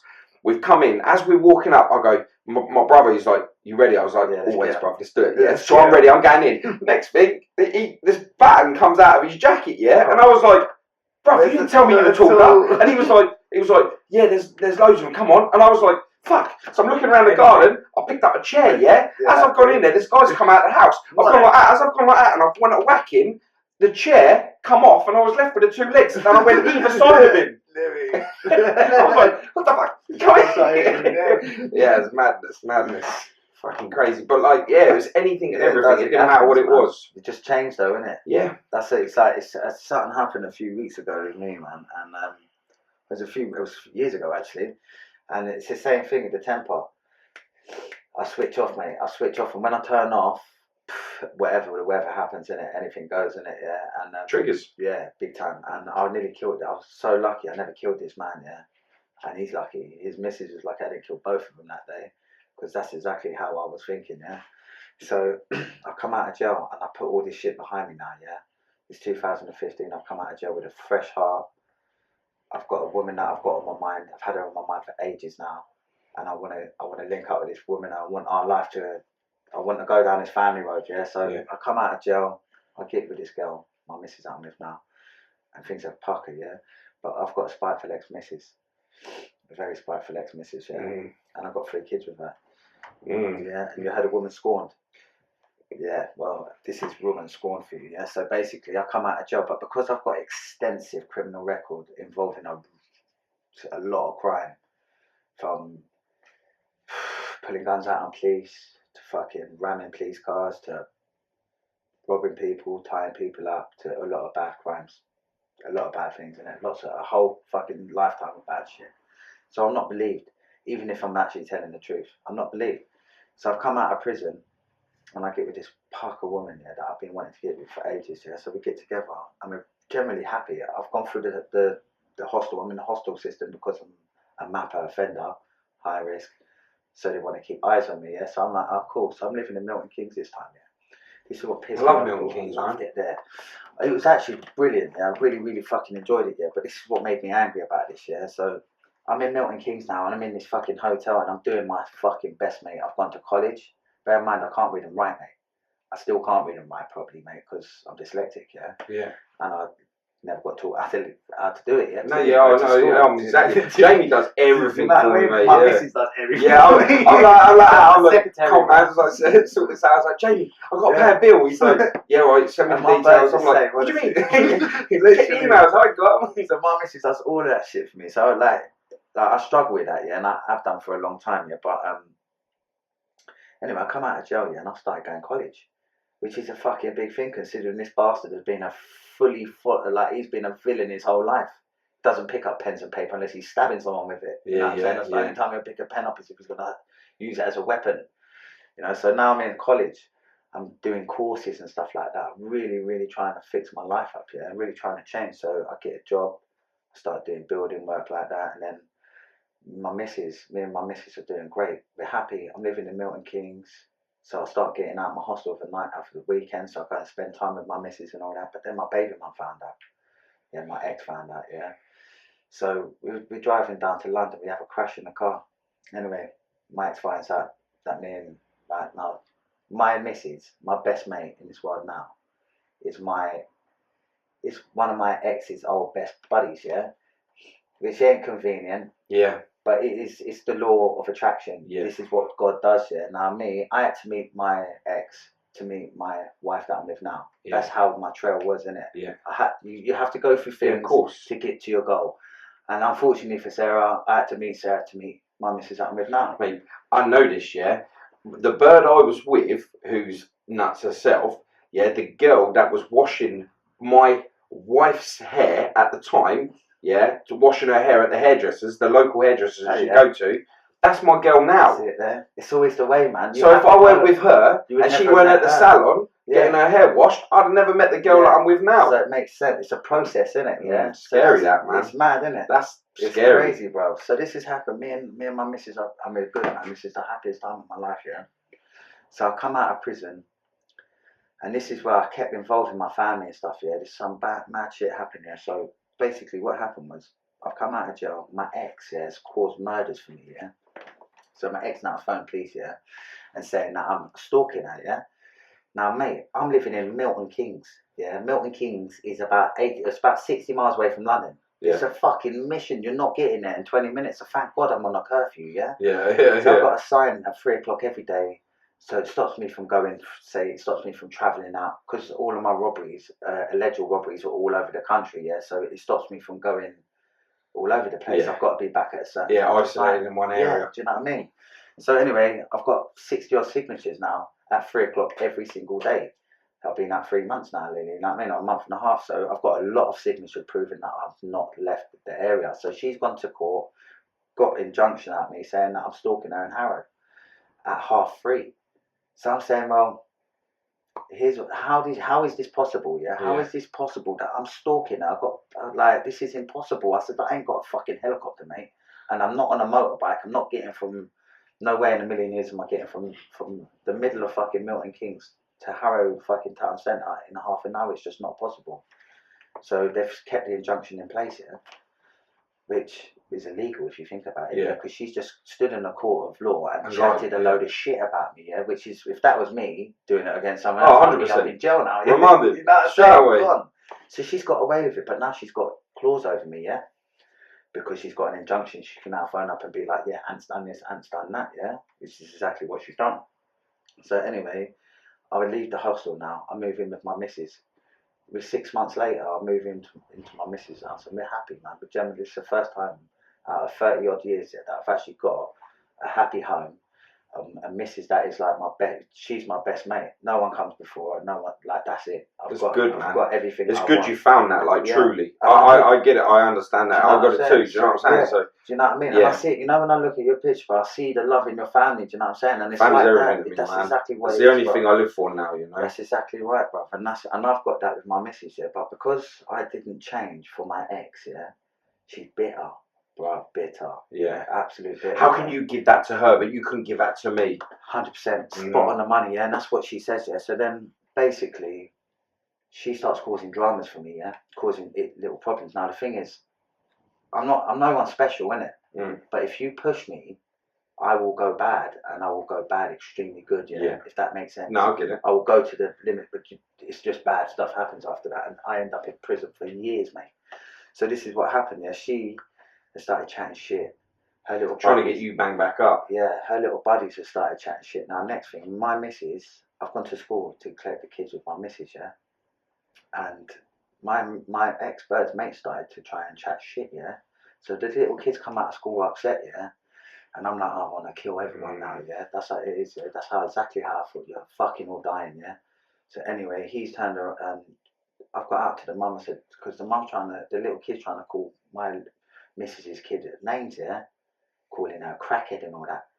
So I'm like, I've got out of the car and I've gone to the parent. I try to be assertive, yeah. I struggle with this, yeah. I really do struggle being assertive and angry at the same time. I tend to just go for them.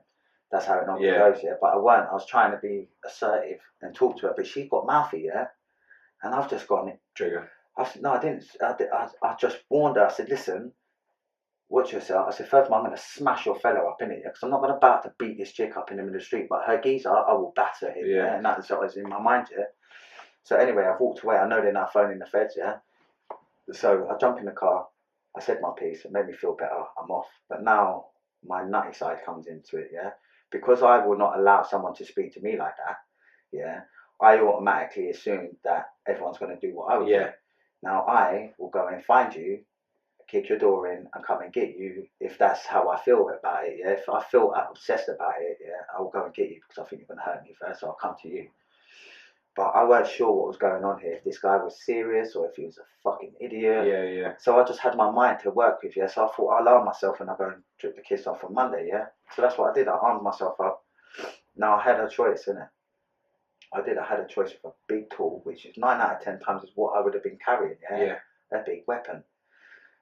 Or the hammers, yeah.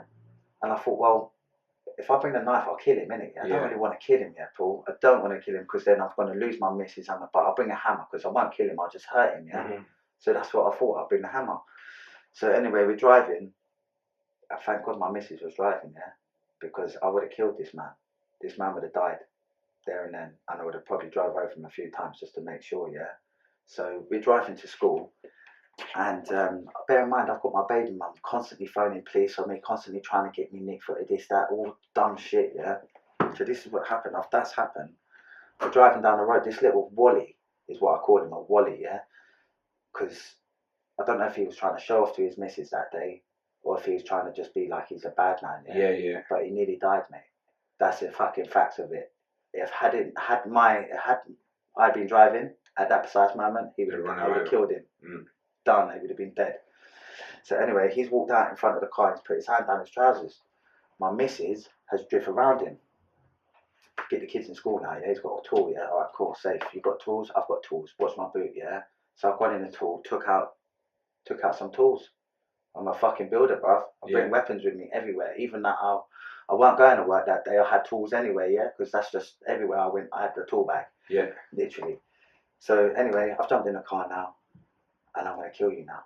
That's exactly what I'm gonna do. So walk out in front of me now, yeah. Obviously, he didn't walk out. They're walking on the pavement, so I drove up on the pavement and tried to run him down, yeah. And then I put him reverse to try and back over him, yeah. Thank God my missus pulled up the handbrake. So I've jumped out with a hammer and I've gone for him. But they've set it up. See these three people, these snaky people. I wish I could tell you their names, but then they could trouble you for it, so I wouldn't. But they basically set me up. they knew I'm an angry guy. You say something to me or press buttons, I'm going to react. And I do it all the time. It's fucking stupid. I'm better at it now, but I don't react as much. But back then, I was hot-headed, didn't it? Yeah. So I always react. So I've jumped out of the car, hammer. I want to kill him now. So I've gone for him with a hammer. As I'm going for him with the hammer, his chick's on the phone to the police. All of that bullshit, yeah. So there I'm fighting with this bro with the hammer now, yeah. And this ain't a little bro. He's a big tall geezer, isn't it, yeah. So I haven't hurt him as much as I wanted to. Thank God I didn't hurt him massively, yeah. So then anyway, that's happened. So I get arrested, yeah. I get nicked for assault with a hammer, offensive weapons and all that shit, yeah. So that happens. I get bail. I said to my solicitor, Sam the man from Waterford and Co. He's the man. He's a good friend of mine, yeah. Yeah.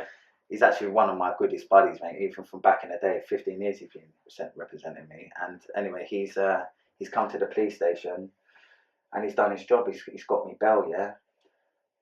But what the funny fucking thing is, yeah, about this guy's statement, yeah, was if you put a statement in against me, you've got to tell them your name, ain't you? Yeah. Yeah, that's what I thought. That's exactly what I thought. Now I know this geezer, yeah. Now say for instance,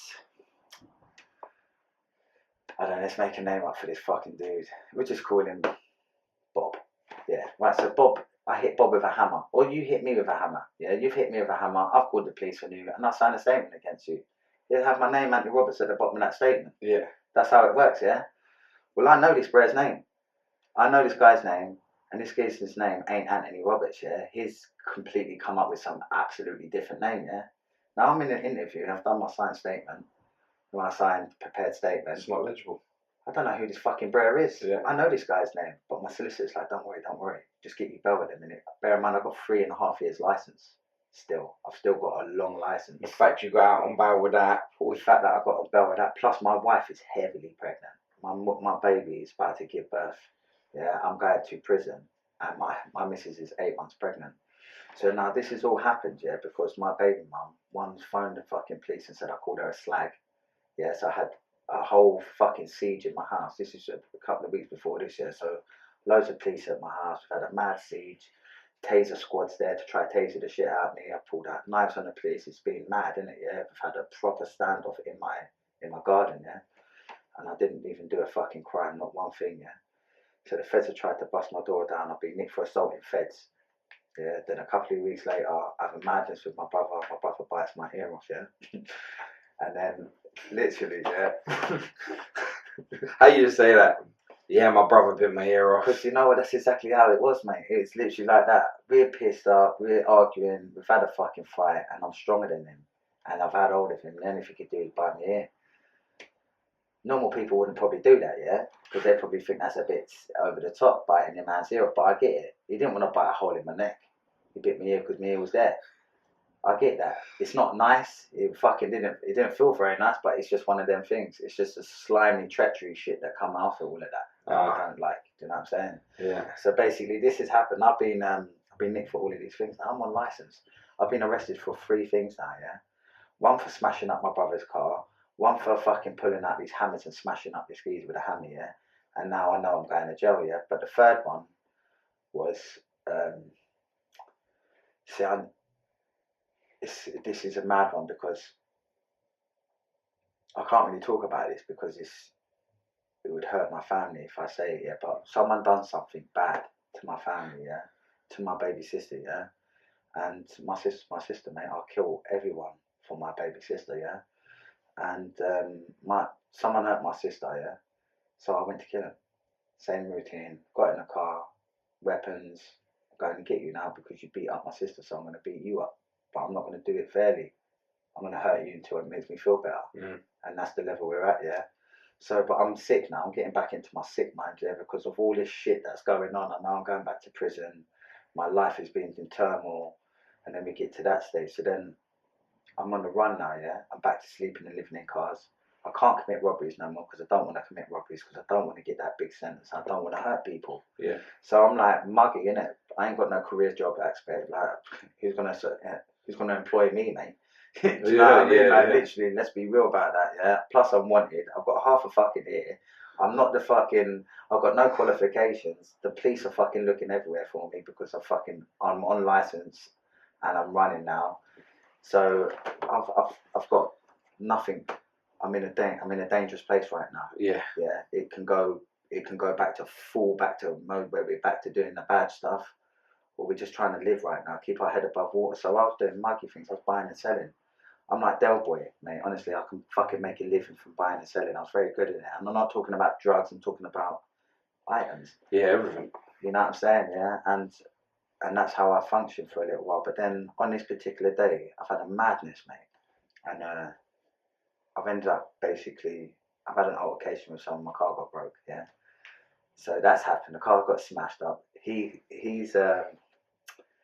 ended up flying over the roof of the car, shall we say? Yeah, and there's got to be other ways of being able to get to the other side of the car. Yeah, do you know what I mean? I think he wanted to cross the road, but I just made it a bit easier for him. Flying was his mode of transport that day. But yeah, that happened, and he's caught up with me about a week later. Yeah, and anyway, I'm driving down the road, paving slabs come through the window. Yeah, nearly killed my mate. Yeah, so I had to change the car. Yeah, so I've changed the car, phoned up my other pal. This whole day was mad. This was the first. I think this was on the 1st of January. I think it was the 1st of January, the 1st of February. I'm not sure. I think it was the 1st of January, New Year's Day. God works in mysterious ways, I believe. Yeah, because all I was saying, please let me have my first Christmas with my daughter. Please let me have first Christmas with my daughter. Let me get enough money to sort my missus out whilst I'm away. Because I think I'm going away for 3.5 years. Yeah. Yeah. That's how much license I've got. Yeah, Paul. So I'm doing what I can to survive. Get stuff for the missus, so she's got little baby's gonna be here. I want to watch the baby being born, and then I got greedy and I wanted Christmas. I weren't greedy, I just wanted what a normal father wants for his kid, innit, yeah? But these people have caused all this shit now. Bear in mind, I come out of jail, didn't do one thing wrong. Didn't do anything wrong. Did nothing. I didn't start on anyone. I weren't rude to anyone. I weren't abusive to anyone. I come out of jail, I said, done with this crime shit. Let's do something different now. Yeah. Let's do this family. And I meant that, mate. I generally did mean that. But then I got back into a position where I had no other options. So I'm out doing what I'm doing. I end up getting a police chase one night. And I'll tell you what it was, yeah. I was trying to sell some bits, yeah, so I could get money to my missus, innit, yeah, because I was doing what I was doing to try and make sure that my missus was not going to go without finances whilst I was in jail, innit, and make sure that because if she's comfortable financially, the kids ain't going to stress. Things are going to be better for her. She's going to be visiting me and all that. But from a man's point of view, I need to make sure my family's good, yeah. And anyway, this mad day's happened. The car's been smashed up. I get another car with my mate. I pick up the car within 5 minutes. The car runs out of petrol, yeah. So I'm like, and I'm proper wanted now. I'm in my manor day. All the police know me to look at me and be like, Anthony, stay there, yeah. They know me, yeah. Yeah. So that car's broke down. I've got no money on me, yeah. Bear in mind, every bit I'm trying to just survive. And passing it over, yeah. You know what I mean? So I'm skint, yeah. I've got a couple of laptops, bit of puff on me and all that. Next thing, car's run out of petrol. Sitting there, I've gone and filled the car up with petrol, done a petrol run. Filled the fucking thing up, yeah. I remember them days. Them days, innit? Yeah, I remember them days. Yeah, them days were bad, man. I do remember them days. Woo! Woo! Come on, boy. But that's happened, and then I imagine this. I find my pal's thinking, I'm selling some bits, yeah. And this is how I know I was supposed to go to prison that day. So I'm selling some bits in this motor. Next thing, some chick shouted out, yeah, "Oi, that's my fucking car!" So this car that I've just got now belongs to her over there, which I didn't even notice, mate. So this is unlucky, man. This is all in a fucking space of 10 minutes, mate. Car run out of petrol. I've had paving slab come through the window, nearly killed me and my mate. Fucking, I had to swap that car, so now I've got a piece of shit car, yeah. This car is shit, yeah. Just run out of petrol. And then I've got the fucking person who owns the car screaming at me, telling me that I fucking need their car, yeah. And I bought this car, bear in mind. And next thing, I'm off. So now I've got a police chase coming on, yeah. So I've got a load of red file bill behind me, and I've got my missus on the phone, and I'm saying, babes, we're done for. Yeah, literally, we're done, innit? I was just sunk. You know that feeling? It's like you're slumped now, innit? So that's happened. Anyway, but I'm not giving up. I never give up, yeah. Even though I'm on a one-lane road, yeah, and I can't get out of nothing, yeah. So I'm holding this chase. Next thing, this guy's pushing his car down the road. I've driven into this one-way road where you've got car here, enough room for one car, and then you've got this geezer pushing his car. So I can't go anywhere. I've got a rake of old bill behind me. Ah, So I'm sitting there, I'm thinking, I'm just going to ram this car out the yeah, way. you got a bump push. Yeah, so I did. Oh. Slapped it into thing, and now I'm pushing his car up the road. Thanks, mate. So I'm fasting, but he's like scratching his head. Rakes of old bill. So you've got all these old bill here. Next thing, I'm pushing his motor up the road, and I'm done for. I've seen a police van pull up in front now. I'm thinking, fuck. So I put it in reverse. And then bumper cars now, so I'm thinking I need to smash everything out the way so I can get out. Even though I can't get out, the gap's that big. There's no way, but I'm meal in it. Yeah, you ain't stopping. Yeah, you need to get out. Yeah. So I'm not stopping. So the next thing, I started ramming the police cars, bam, crashing to the car in front, smashing into them. So I'm going forward, slapping them, going forward, slapping them. Oh man. But this time, they're all around me. I love bumper cars, man. It's just wicked. I love it as well, man. I love it. But this, I thought I killed the copper, yeah, because they thought I killed him as well, yeah. So basically, he's trying to smash on my windows, yeah. He's all right. He's only doing his job, innit, yeah. But I'm trying to get away, so I'm only doing my job. Your job is to stop me from getting away, yeah. And I'm hell bent on going home. All I want to do is get home to the wife. Yeah. I'm not here to fuck it. I ain't even done anything bad. Just that kiss in the cuddle, say right. I just want to get home to my missus because all of this is for her and the kids. You know what I mean? I'm going through all of this just because we're together. Just because we're together, yeah. Because of jealous people. So that's happened anyway. I get nicked for 2 accounts of attempted murder on police, yeah. Now my heart's sunk in it. I can imagine. And I sat there. This is no word of a lie, bruv, yeah. That's honest to God. I was on the floor. They battered me, mate. I mean, when I had truncheon marks all over me, my head was bust open, my face. As soon as you touch one of them, they're OTT, mate. Fuck, mate. I've been mashed up by them loads of times, but on this actual, I remember when their fucking armed flying squad done us, bruv. We all got battered that day as well, but these lot were on a next level. They really thought I killed their dude, didn't it? So they was on some mad shit, yeah. So they battered me anyway. I get back to the police station.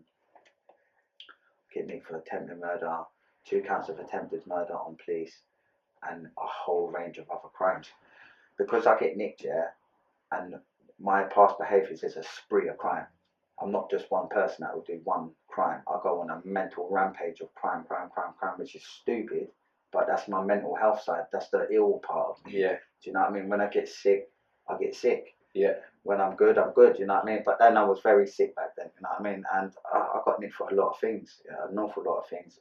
More robberies, which I didn't actually do, you know, and this is no joke. I'd never done these robberies, bro. Not even old ones that caught up with you or nothing. Nah, and I've been on trial for robberies that I never done. They've probably seen it as your form. Do you know what it was? It's because I was such an aggy bray, they just flung what they fling shit at. You know what they're saying? Cases they couldn't solve and just fucking and that's exactly what it was. And I've got nicked for all these crimes, yeah. And then I can't think of nothing right now, yeah. All I'm thinking of is attempted murder. I'm getting 25 years, mate. Not just attempted murder on a copper. Yeah, and 2 of them. Not 1, 2 of them, yeah. So I'm generally like, even now my heart's tingling now thinking back at it, because I remember that fear in it, yeah. I'm in the police van, I'm in bits, mate. I'm in the police van, I've leant up against the thing and I was like, she's gone. She's gone, mate. My wife, my kids, she's gone, it's all over. And I broke up in that van, yeah. And then I got into prison. And because I've got friends around me and I've got people that are loyal to me, yeah, I needed drugs, mate.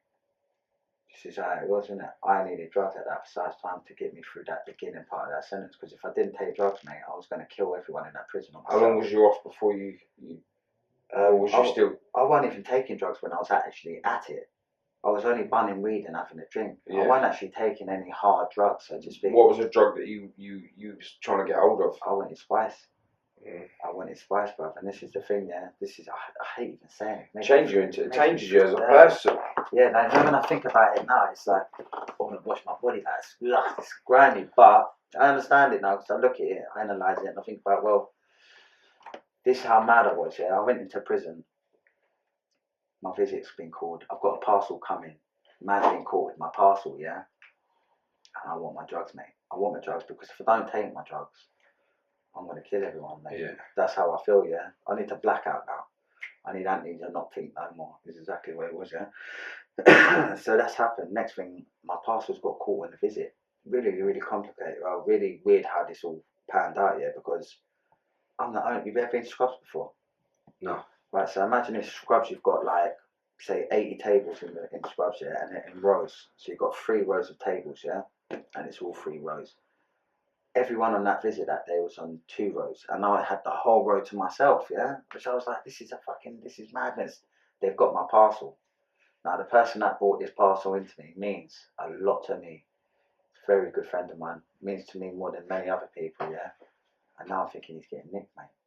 So I'm thinking, fuck, no, not only am I in jail, these people, do you see what these people have just done? Because they're despicable, lying little mouths, yeah? Yeah. I'm not only just in jail But I'm in jail for maybe the rest of my life, yeah? I've lost my missus, I've got another baby that I brought into the world that I can't bring up here, which is not good for my brain, and definitely not good for the wife and the kid. Plus, my best mate is now going to get some bird as well. So they've put me back in that cell, and I was pacing the cell, and I was just ticking. He's going to jail. And I just thought, nah, I'm not having it. And I started kicking the door, yeah, and the whole door come off. Security door and scrubs on the face.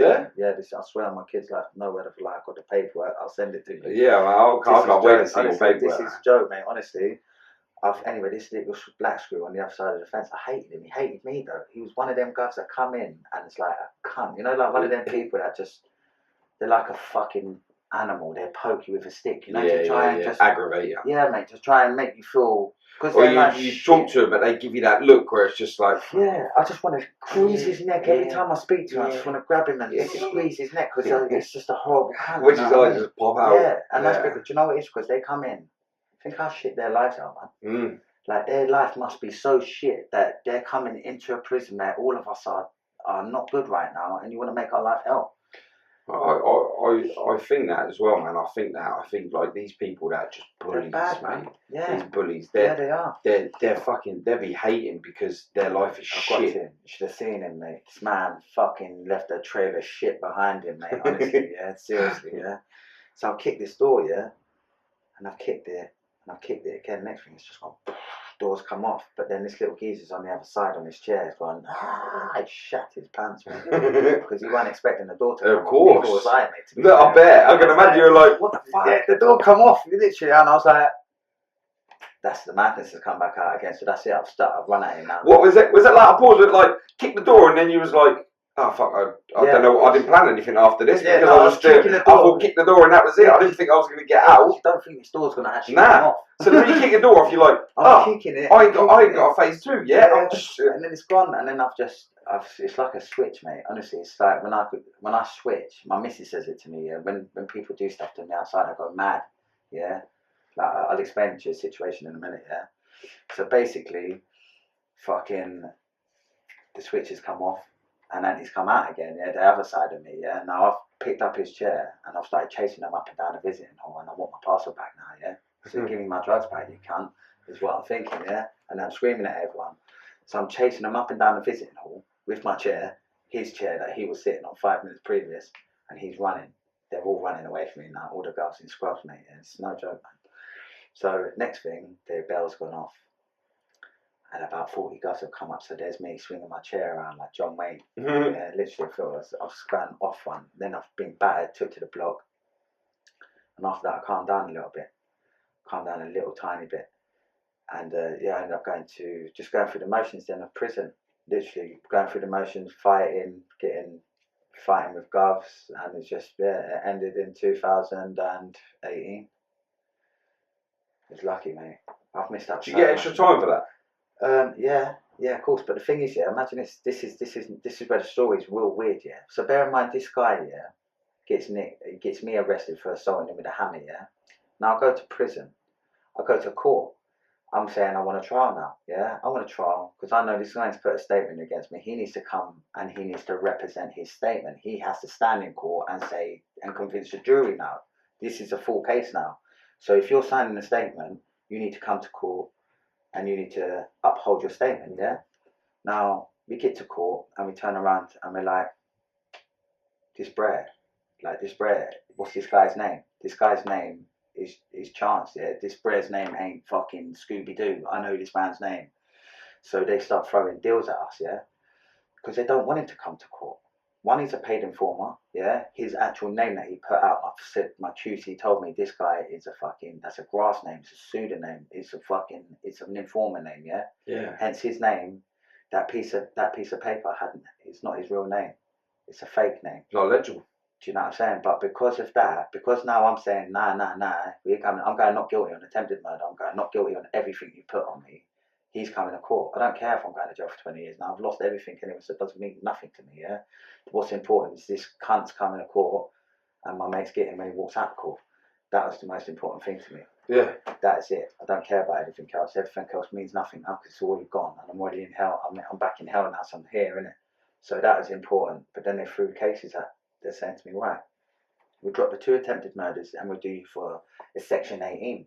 Attempted GBH Section 18 on police. We'll do you for 2 of them. I'm like, are you fucking bonkers, mate? How That's is a close that? sentence to it's the... a fucking 10 anyway. Yeah. Like, and I've just finished at 8. Each. I've still got 3 years left on. Like, I'm gonna, and my QC, sorry, not my QC, my solicitor, Sam from Waterford and Co. Yeah, he's the man. Sam the man. You know.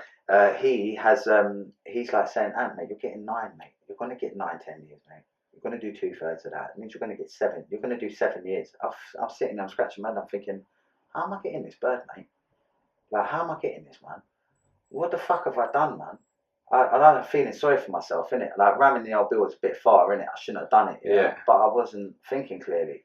You know what I mean? I've got all of this shit going on. It sounds like I'm making excuses, but it's not. It's actually the real, how it really goes. You know, when you put it into a... You just react. It's mad, isn't it? Because all the things that you could have gone to jail for life for, they ain't thingy there. This time, I'm going to jail and I've done nothing. And this is the best moment I had in my life. I've got everything sorted. I've got it all put in the right package. Everything's right. I've got the wife right, the kids are right, everything's right. Money, I'm doing good. And then all of that shit happened.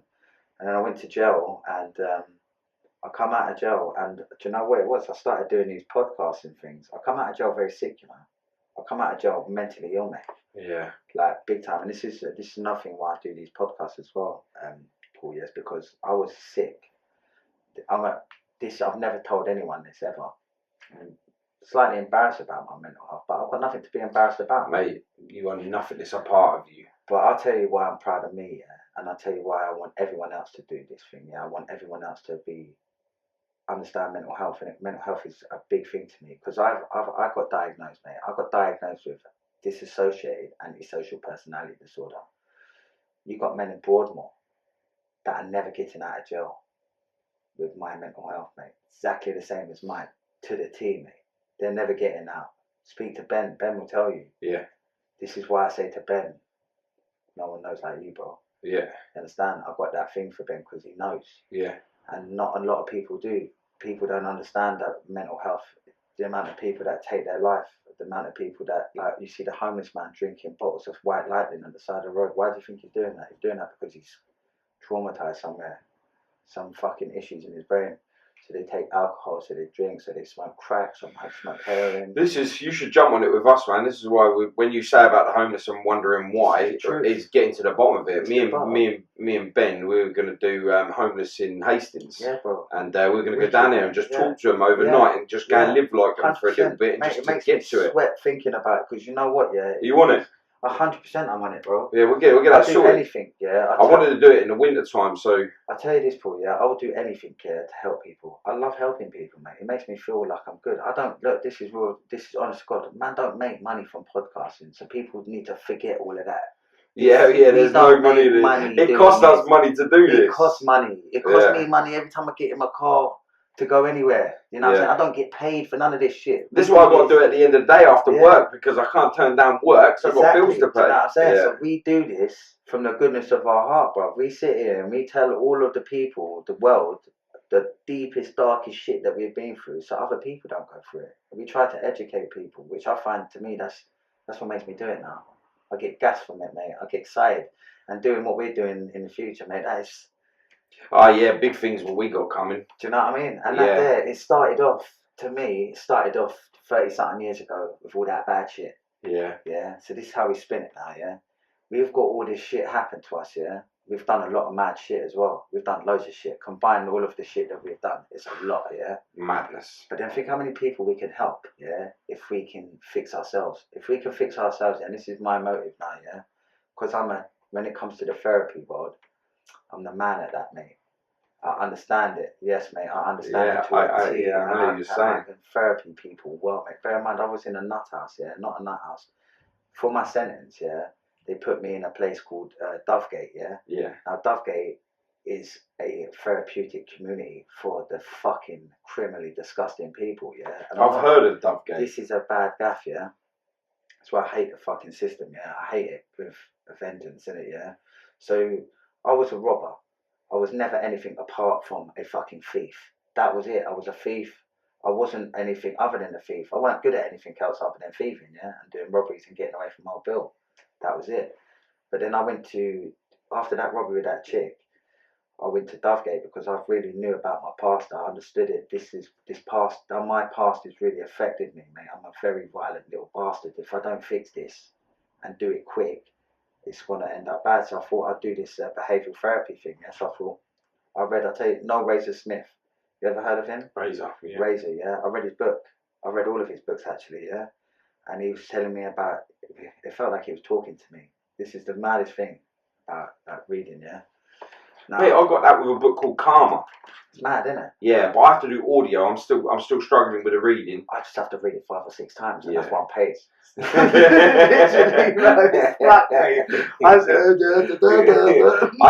have to do audio, mate. I'm audio book. I can't relate to it. That's your ghost, isn't it? That's the cut. You turn the fan on there. That's it. That's your energy, bro. Switch that on there. That switch there. This one, yeah? Yeah, I think so.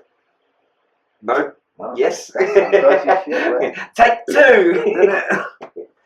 Yeah, man. So, yeah, that threw me. That did, mate. Scared the shit out of me. You threw that. Your chair just got further and further away. I'm like, wait a minute. Are you even still been shot? Just about. Just about. Yeah.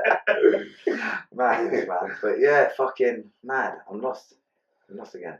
That freaked me out. That did. I was like, wow, that was Karma. That was. Oh, talking about the books. Yeah, the books. Yeah, that's it. Noel Razor Smith. Yeah, and I read his book. Yeah, and it's all about therapy. It's all about challenging your thoughts and stuff like that, and trying to understand yourself better. Yeah? And I never understood myself, mate. I didn't. I just don't. Even sometimes now I don't understand myself. But I thought I need to do this. I need to figure out what's going on inside my head. Why am I so cold? Because I could literally do bad things to people and laugh at you. That's the worst thing about it, like laugh walking away from you. Like, it's comical. Yeah. That's the twisted shit, and I didn't like that. The coldness, you know what I mean? So after that, I thought, let me go to Dovegate. So I went Dovegate, yeah, and the people in there are animals, mate. They're disgusting, bro. Like, you've got nasty paedophiles in there. The world's nastiest paedophiles go to these places. And I didn't want to be there, yeah. I wanted to go there just to fix me in it. Fix what's up in my brain. Man, that's a strong thing. I mean, you're in there with people that done this, that stuff to you, and you're there. Your mission must have been pure. You needed to do myself. That. Yeah, I needed to fix. Do you know what it was? Yeah, I didn't want to be like all the others. Who was you doing it for? I was doing it for me. There's your strength. Yeah, I was doing it for me, and that's where your strength was. I was doing it. That's when you took your power back. Yeah, it was a weird one. Do you know what it was? Yeah, the people that I was there, they made my skin crawl, mate. And wanting to murder them every day, yeah, was like a joy. You know, to think about how you want to kill these people, yeah. But then trying to fix yourself at the same time, it was hard, innit? Do you know what I mean? Trying to not get wrapped up in their shit, but do therapy at the same time. Understand therapy, understand why you do what you do, understand why you feel what you feel, and understanding that you're not to blame. Because my childhood was what I fucking blame myself. I held on to that shit for a long time, mate. A long time. And I had to go to that therapy place to try and understand all that nonsense shit, you know what I'm saying? What happened when I was a kid and all that, yeah? So I went there, got a better understanding of it, come out, and I've just been doing it every day. I do therapy all the time, mate. I do it with my missus, me and my missus is like, my missus is training to become one, she's going to be the greatest, mate. Like, she's got a world leader, Corinna Hutchby, mate. Got to train my missus, man. Listen, with you behind your missus, with your positive attitude towards the future and helping. Yeah. With her leading specialist teaching her, I don't deny that it's going to happen. Leader in the world, man. She's got universities and everything. It's insane, and this is what I mean by this has all happened since podcasting. I must admit, yeah, like when I first started watching some of the podcasts, the first podcast I'd ever watched was James English. Yeah. And then followed with Joe Rogan. Yeah. Two totally different ways of doing the podcast. Yeah. But fuck me, I was obsessed. Yes, I sat there non-stop. James English show, James. Yeah. Then I watched all of Joe Rogan's, Yeah. and then Joe Rogan went on to Spotify. Yeah. And then there was only clips of Yeah. Joe Rogan. Yeah. I don't want clips. Yeah, I want the story. Yeah. So I was hooked on James. Yeah. And then, I was hooked on James. And then I saw him do one with Marv. Yeah. Yeah. Marvin Herbert. Me and Marvin, I reached out to him. He reached back. We're good friends now. Like we stay in contact a lot. Yeah. We do a fair bit together. He's from my neck of the woods, Marvin. Yeah, Milton Keynes. Yeah. Well, no, it was Richmond. Well, he's in Milton Keynes now, isn't he? Yeah. So he's up there. Yeah, he's in Milton. And do you know what it is? I got a friend there now. Yeah, that owns a place there, Sizzling Grills, next to Marvin's old. It's next to Marvin's old studio. I like Milton Keynes, man. It's a puppy little manor, man. If you're in Milton Keynes, Sizzling Grill is where you need to go. I'll tell you, man. If we go over to Milton Keynes, we'll go over there. Yeah, we'll go over and go see him. Yeah, we do, man. Yeah. Yeah. He's a good guy, man, and it's a nice place. It's the same thing, though. He's doing something good. He's come from that lifestyle. He come from the violence. He come from the shootings, the robbings, all of that mad shit, and he's doing the same thing. He's switching it up. Do you know what I love about Marv the most, yeah, is no matter how much people try and test him, he will not defer from his path. It's easy to defer, isn't it? It's easy to snap back to be the old you. And I think they test him. Yeah. But he's so strong on his journey, man. I can't fault the guy. Do you know what it's like? Do you know what? It's people do things to fuck you up, mate, and that's exactly what they do. It's like the other day, yeah. Now for my missus, I will die for my missus. I'll die for my kids, and I'll fucking kill anyone for her and for my kids. There's nothing that will stop me for them. But what I don't like is people being horrible to my bird. So a few weeks ago, some people started chatting shit to my bird, yeah, trying to fucking chat shit to her. So I get extremely angry, mate, extremely fucking fast. If I think that it's worthy me doing, I'll go potty, mate. Yeah. Even like I don't mean it, but I get irate. And then the next thing, people are getting the cameras out and they're trying to just make you look shit. You know what I'm saying? So they do it. It's like clickbaiting you, isn't it? So it's like the problem when you're in the limelight is we're on camera now. Yeah. You understand? You can't say nothing, but I don't give a shit about the camera. If you do something and you warrant it, I will pick you up off your feet, mate. Yeah. And I don't care, because I don't care about I do care about consequences. I don't want to get in trouble, but at the same time, if it means that much to me, then I'll do whatever I do, and that's just the standard way about it. But protecting your missus, protecting your kids is worthy of the prison. Mate, I'll go through hell and back for them. I've done it before, I'll do it again. You know what I mean? But it's just, you've got to expect it in doing this, because people want to see you flat on your face. They want to be able to be like, yeah, you're a bit of shit. You know what I mean? But we're not bit shits, man. We're actually doing pretty good for ourselves, man. People that don't see you as anything more than what you was. It's true, man. And do you know what? I will always have that label, innit? I will always be labelled as a piece of shit, innit? Yeah. But that's why I'm doing things different now. That's why when I do my podcast, what we're doing today, and all the other charity stuff, it makes it different, innit? 100%. But you know what it is, yeah? We can always be stuck in that shit from back in the day, and it's making a difference that makes it better, innit? I was in it. Go on. It's like my pal Nick, yeah. My mate, yeah. I love this geezer, mate. He's a real good friend of mine, man. And if any of your viewers can help him, solicitor-wise, then that'd be great, yeah. Right, Nick has been away 15 years now. He's doing an IPP sentence, and he's been away since 2006, man. Had a shootout with the old Bill. Yeah, he was a naughty boy, but the same as me. Had a troubled childhood, but his whole life he's grown up in prison. This is the truth, mate. He was in jail as a teenager. He's now 34. He's a fucking. He needs to get out of jail, you know. But the double A cat system won't let him. DCATs, the parole board are saying things like, oh yeah, he should be downgraded to B cat or open conditions. But because he's an A cat, the double A cat prisoner, they won't put him through the system. Yeah. You know, and this is the things that need to change. You need to give people hope, bruv. Like, you can't lock a man up at 19 years of age, give him a life sentence, 99 fucking years, mate. Yeah. And then expect him to not go crackers in there. Yeah, a lot of the people. I've just started talking to prison officers that are getting us into the prisons to talk to to pod with some of the prisoners Yeah. that have been it their lifers, Yes, mate. and they're in this prison And they're stuck. before they get to there to see whether like they justified the freedom. Yeah, and it's mad. It's mad. It's like I just don't get it, man. Like I don't see it. I just can't see it, man. It's just not fair, man. Like obviously you do right. Give people chances to rebuild their life and do something. They can't build shit if they're stuck in a cell for 15 years. Yeah, do you know what it is? If I manage to get in and do this prison thing, I think it would be a good project.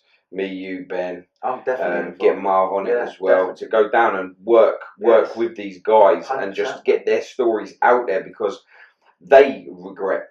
100%. They regret it. They didn't want to be in jail all their life. If they could go back, they won't. Exactly. They wouldn't. Do you know what? I really want to get into, Paul. Honest to God, I want to really help out the youth offending team, and the care homes. My main goal, is to get a program or programs in place, for the young offenders team, the youth offending team, the yacht, because they're the ones that we need to get now, so we can turn them before they turn into us. Well, we're on our group chat that we had with what I was saying about don't forget the reason why. We're doing this. I've just literally thrown that in there, and no one knows what we're talking about. Me, Anthony, Ben has put down a knife. Yeah, change your life. Change your life. Put down a knife. It's another knife from charity along with mine. Ben Hatchett, Anthony. We've all got together, and Fireball Labels. Fireball Labs. Yeah, we all got together, and we're putting together a charity, football and boxing event. Location is not yet thinged, but it's going to be coming soon. We've got another meeting this month to start working out a venue and what we're going to do and the dates. But next year, 2022, the biggest thing. Yeah, and I was saying to you on the group chat about not forgetting why we put the event together and that lot, and that is to try and get some of the younger people that are struggling involved to help us run this project and to become part of it, and set up some form of apprenticeship along the way to be able to make stuff like this happen. And this is where we were saying that contacting some of the prisons for the guys that are on the out, and they can start getting involved with helping and showing that change is possible. It is. It's massive as well, because you know what it is. When I look back at it now, Paul. When I was 16, and younger, I've been involved in crime since I was about 12 years old. So that's the first time I came into contact with the youth offending team. If the youth offending team, mind you, is different, because I probably would have told them to fuck off back then. But now, if there's things in place, if we can try and get hold of these younger people and just give them our life, let them see what it's like for us. Mate, I've got scars all over my body, mate. I've got my ear missing. I've been opened up all the way down my chest. It looks like I've had heart surgery, mate. I've been stabbed to bits, mate. I've held on to knives where men are trying to fucking kill me, mate, and I've had to fight. If we can show them all of this is where it leads, isn't it? You don't have to go down that road, man. You don't have to go all the way there. If you can get them into some sort of education, some sort of 100%. employment, they will not go down that road, which is only going to give... I look at it like this, if you fix the problem when they're young, they're not going to grow up into fucking criminals. That means they're not going to be hardly anymore. It's going to save the victims. There'll be less victims. You're going to keep down costs, so they're not going to go to jail. They're not going to fucking end up slicing many people up, so there's less stitches. So it just makes sense. Overall cost brings it down. It's true. Massively. It's like the alcohol thing, Now, I've got different thoughts on lots of different things in it, but it's like drink, for instance. Mate, how much money does the government make off drink? How much death is caused from drink? Yeah, they don't sit there and they won't legalise the things that has less death to it, but they'll still put fags and alcohol on the shelf. Right. Now think of it, cannabis. Now I don't agree if cannabis is a good thing and a bad thing, but look at it with the medical side of things. There's loads of things where little kids suffer from severe epilepsy. They're no longer fitting because they take cannabis tablets or they take the oil. Yeah. Do you know what I'm saying? Now this thing works. It fucking works. It cures people. If it doesn't cure people, it gives them a longer lasting life. It helps them, Now, give them a fucking bottle of vodka. What's that going to do? Yeah. They're going to drive down the road, either run a couple of people over or die with liver cirrhosis. It's messy. It doesn't make sense. And that is something like that, mate, we'd never be able to get to the bottom of it. But we're there to help you along the journey for sure. Yeah, you need your help, we help, no problem. And that's what this project that we're all doing is gonna benefit long term with giving them hope, man. And like, look what we're doing now, mate. To me, this is massive, mate. I Yeah. come from nothing. Yeah, I hear that. Come from nothing. I come from one of the most shittest parts of London. You've heard about my life. I've been through mad shit. I've done a lot of mad shit, and now, mate, it's like, look where I'm going now, man. And I'm going to be able to bring a lot of people with me and do good for them, help other people. It's not about keep stealing and all of that shit. You know, I never thought in a million years yet that I'd be fighting in a ring with a man like Ben Hatchett, 2022. Yeah, the big fight that's going to happen. You know what I mean? And it's a real thing, because people, like, as soon as they say, yeah, me and you are fighting, yeah, like, yous are fighting, the friendship's there. We've got big things happening between us all, you know, and it's absolutely amazing. But the fight is going to be brilliant. And it's really hard, bruv, because obviously I'm going to be there, clearly, whatever, but I've got two of my boys are coming down to the ring to punch each other up. But you know what it is, though? We're punching each other up for the right reason. Yeah, for sure. We're doing it so these other kids can see that you don't have to fucking carry a blade. Get in the ring like two blokes and beat the shit out of them. Man, I've been seeing videos, yeah, really. I've been seeing videos, right? I see people. I saw these two guys, pulled out a knife, and one had a samurai, one had like a kitchen knife. Not that one, but yeah, that one too, yeah. But they've gone after this guy. This guy is on his ones. He's standing there, and these guys have pulled out a knife, and you can see they're like this. This guy's walked towards the one that's got the knife, and he's backing off. He don't want to use the knife. Yeah, it's fear. Yeah, it's fear, because the other guy, he's using it. He's swinging this machete at the guy. He don't give a fuck.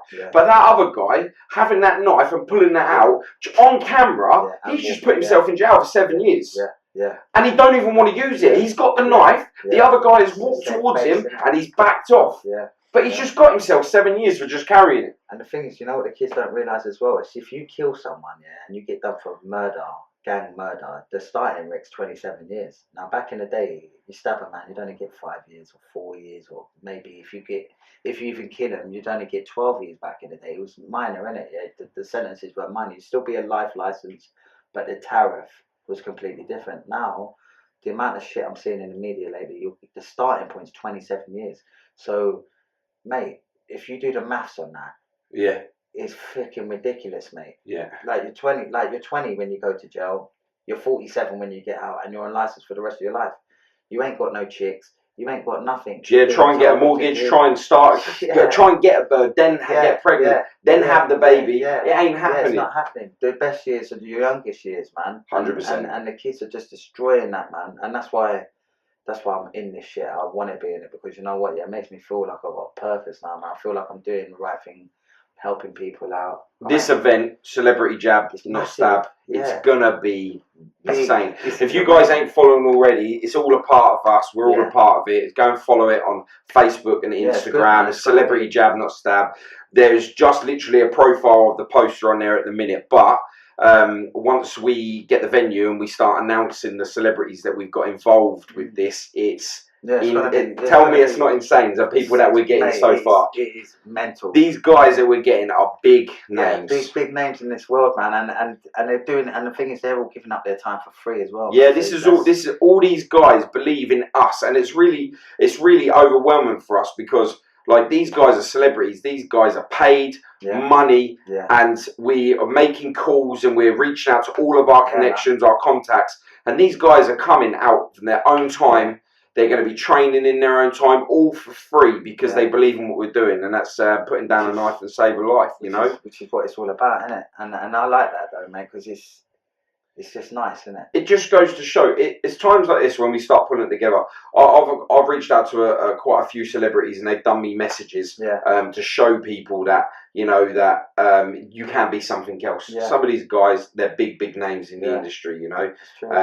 Comedians, so Timothy, like the ones I said the other day. Rappers. MC Neat, I've got, and M.R. Do you know what I mean? I've got all these people that have writ out UFC fighters like Arnold Allen, you know, all these all writ that they've all come together, and they've seen, because they want to see the difference. They want to make a difference.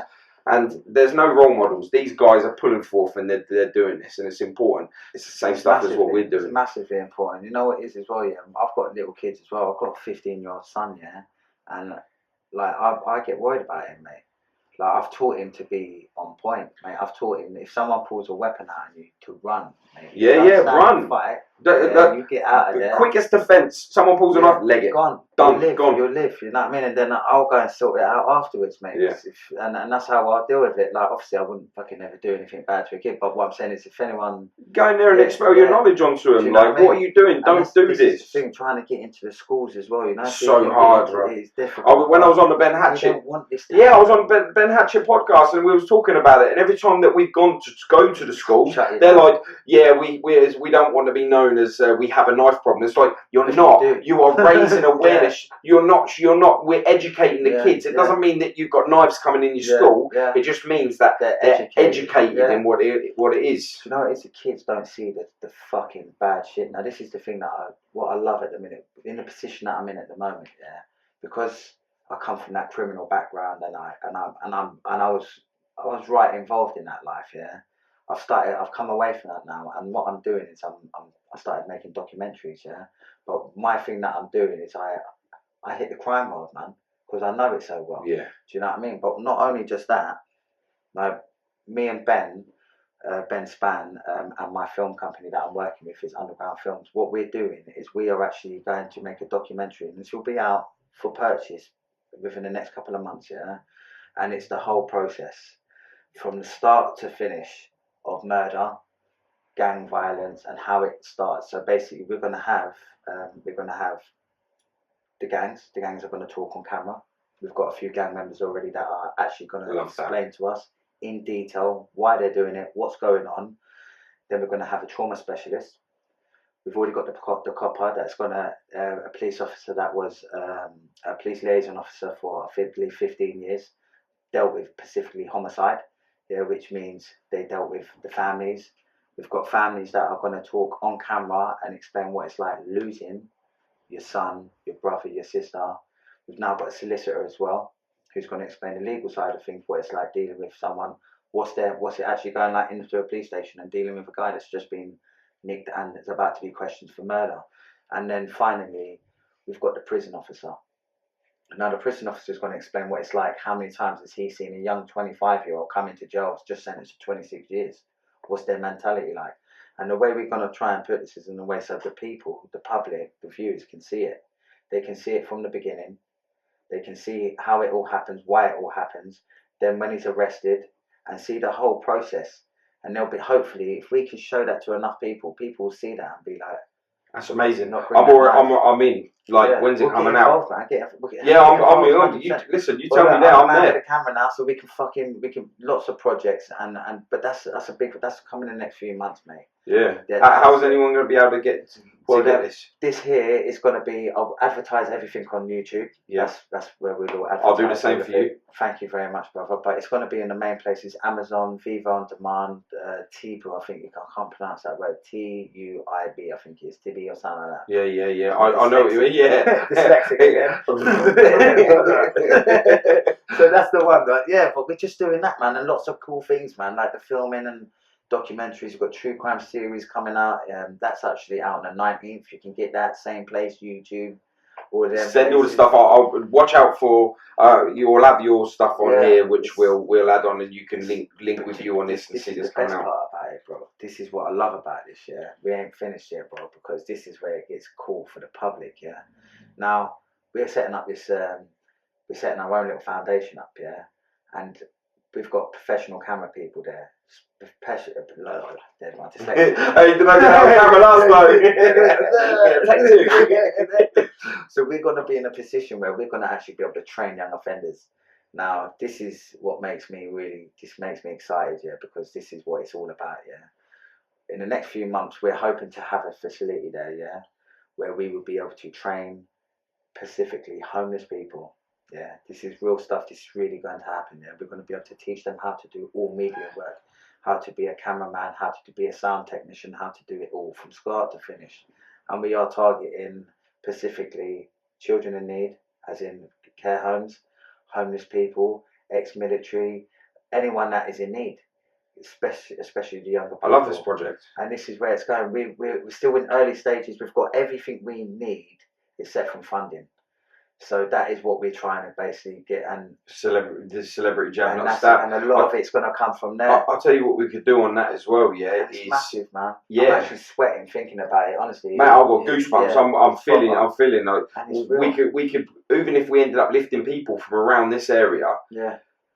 With our charity, setting them up in a hotel to come over to your facility to start training this, and then but come it goes back. Everywhere. This starts off small, and then before long, you start reaching out to places like the social services now. Yeah, now this is like I've got they're my enemies, mate. They were my enemies for many years. Yeah, but you can help these people. You can help their system. You can convert their system into the way it really works now.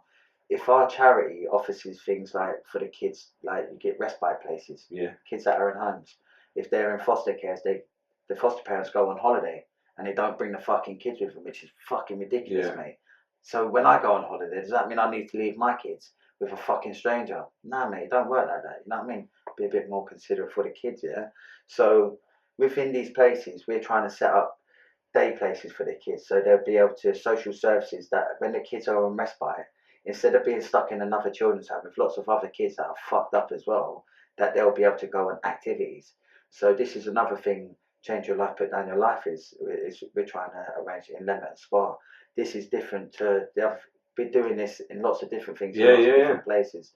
Now Lemon Spa are targeting, because Change Your Life, Put Down Your Life, I'm ambassador for Aylesbury, we have 3 boxing facilities up in Lemon Spa where the boys and the girls can go and train for free.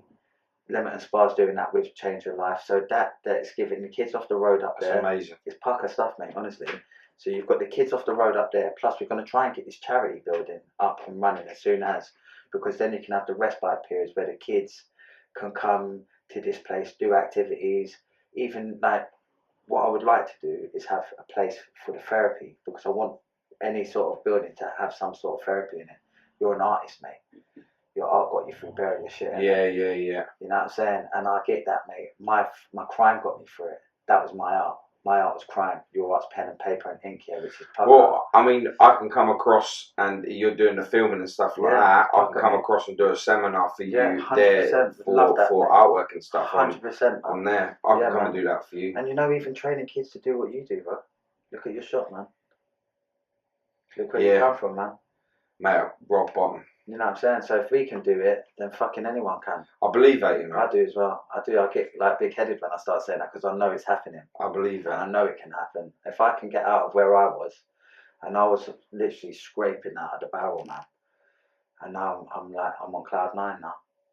It's amazing how new people that come across us are just like, you're such nice people. Yeah. Like you're doing so much. Well done in that lot. Got a lot of dark inside though, man. People got to understand that as well. There's all this light, all this positive. It comes from dark places, mate.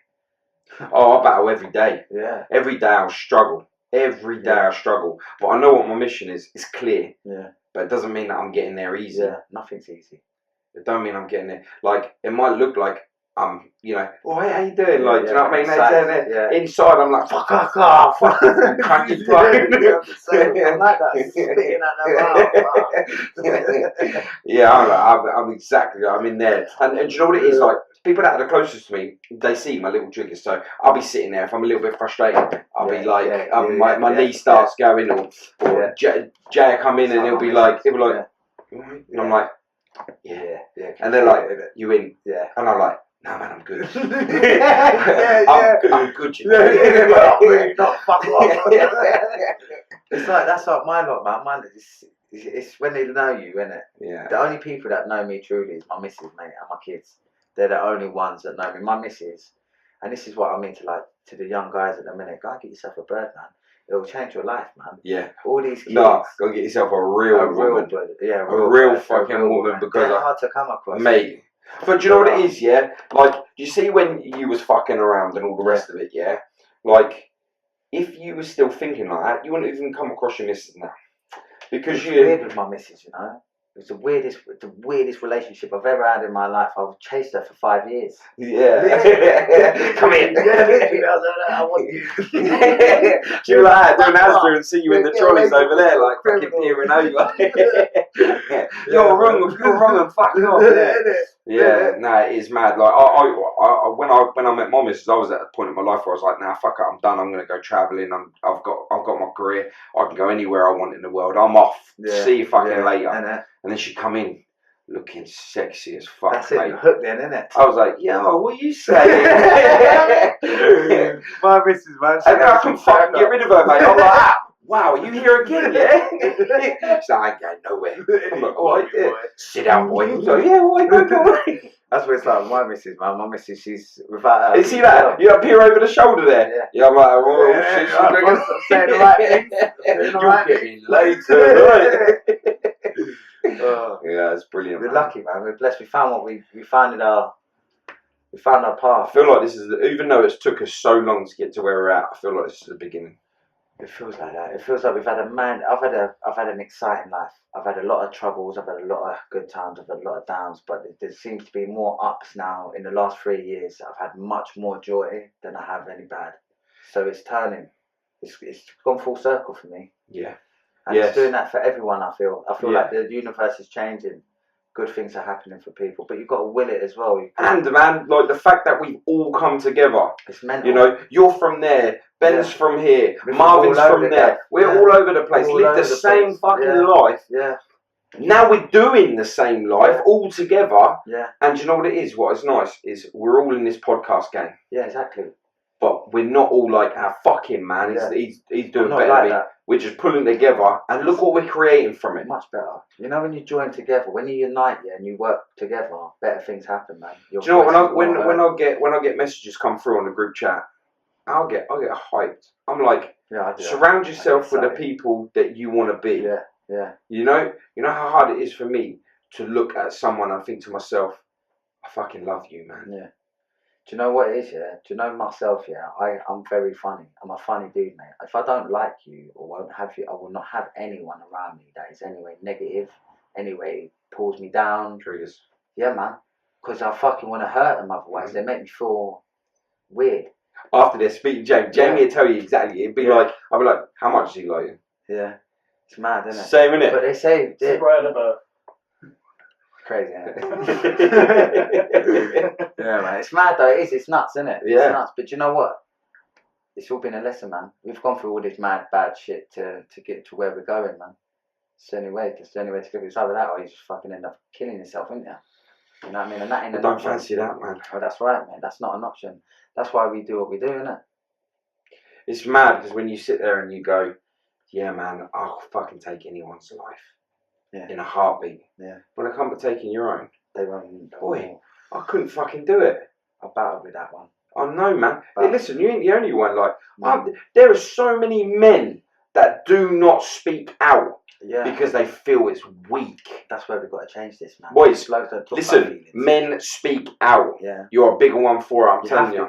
We're the same, mate. We're all the fucking same. We all bleed. We all breathe. We all eat. We all shit. We all fart. We're all fucking normal, mate. And you holding on to your demons will bring you down. Consume you hard. Yeah, mate. It did me a long time. Yeah. It did. And the only way of doing it is that's why I'm all for this therapy, mate. I think it's great, innit? I do. I'm not going to be like, everyone do it, but if you've got issues, do it, man. You know that restaurant, Giraffe? You ever been in a restaurant called Giraffe? No. The first one in Norwich, right? It's in Norwich. This restaurant, it's called Giraffe. And in there, like, food's alright. Yeah.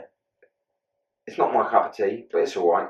And but the thing is that got me is I went to the toilet, and on the way to the toilet there was all these sayings on the way to the toilet, and I was standing out there and I was like, I was reading a saying. It said, "Smile like you want to be smiled at." Yeah. It's contagious, right? So fucking, I come out of the toilet and I was like, all right. I'm walking down the road, I'm walking down the hallway, and I'm like, and then I bet everyone started laughing though. It didn't work because they were like, and I'm like, and then like, what the fuck? Yeah, because you're intimidating. Yeah. You're probably scared. I got back to the table and they go, what's the matter with you? They go, okay. Well, I read this thing on the wall and it said if I smile at someone, I smile back. They go, nah, that only means if you yawn at someone, yawn back. I went, I'm telling you, Go down to the toilet. Now we're all hanging outside the toilet, reading this thing. They're all just sitting there going, oh yeah. So we're looking at each other. Smiling outside the toilet. Madness. Stuff like that, man. I love. Madness, man. But it's true. What you put out, you'll get back in. Well, do you know what it is? Yeah, it's a journey, isn't it? It's a journey, man. Do you know what you said about that book, Razor? Yeah. And you said that you felt like he was reading to you. Yeah. It's a very similar book. It sounds like where you're saying he's talking about how the universe creates to you, how you perceive the information you get fed, right? Yeah. The book Karma by Shankar Guru, he's an Indian dude, he's a guru. I'm telling you, man, I put that on audio. That guy was speaking to me. It changed the way I thought. It does. It's mad, isn't it? It's weird how you tune into stuff, man. I plug everyone. The first book I ever got, I was like, I bought a book. Yeah, my liaison officers and that look like from my brother's case. So I couldn't read and I'm not very good at writing and stuff. Yeah, and they're like, "You bought a book? Can you read now?" I was like, "Nah, it's audio, but still, I've got a book." Yeah. And they were like, "Well, that's a good step." Yeah, it's a start, isn't it? Yeah, it's a step. Fucking amazing book, man. I'm telling you. You know what it is? You see the audio. It's a struggle with the audio, man. Yeah. Yeah, I have to do it visually. It's like I can't learn through ears. It's weird, man. I have to learn through.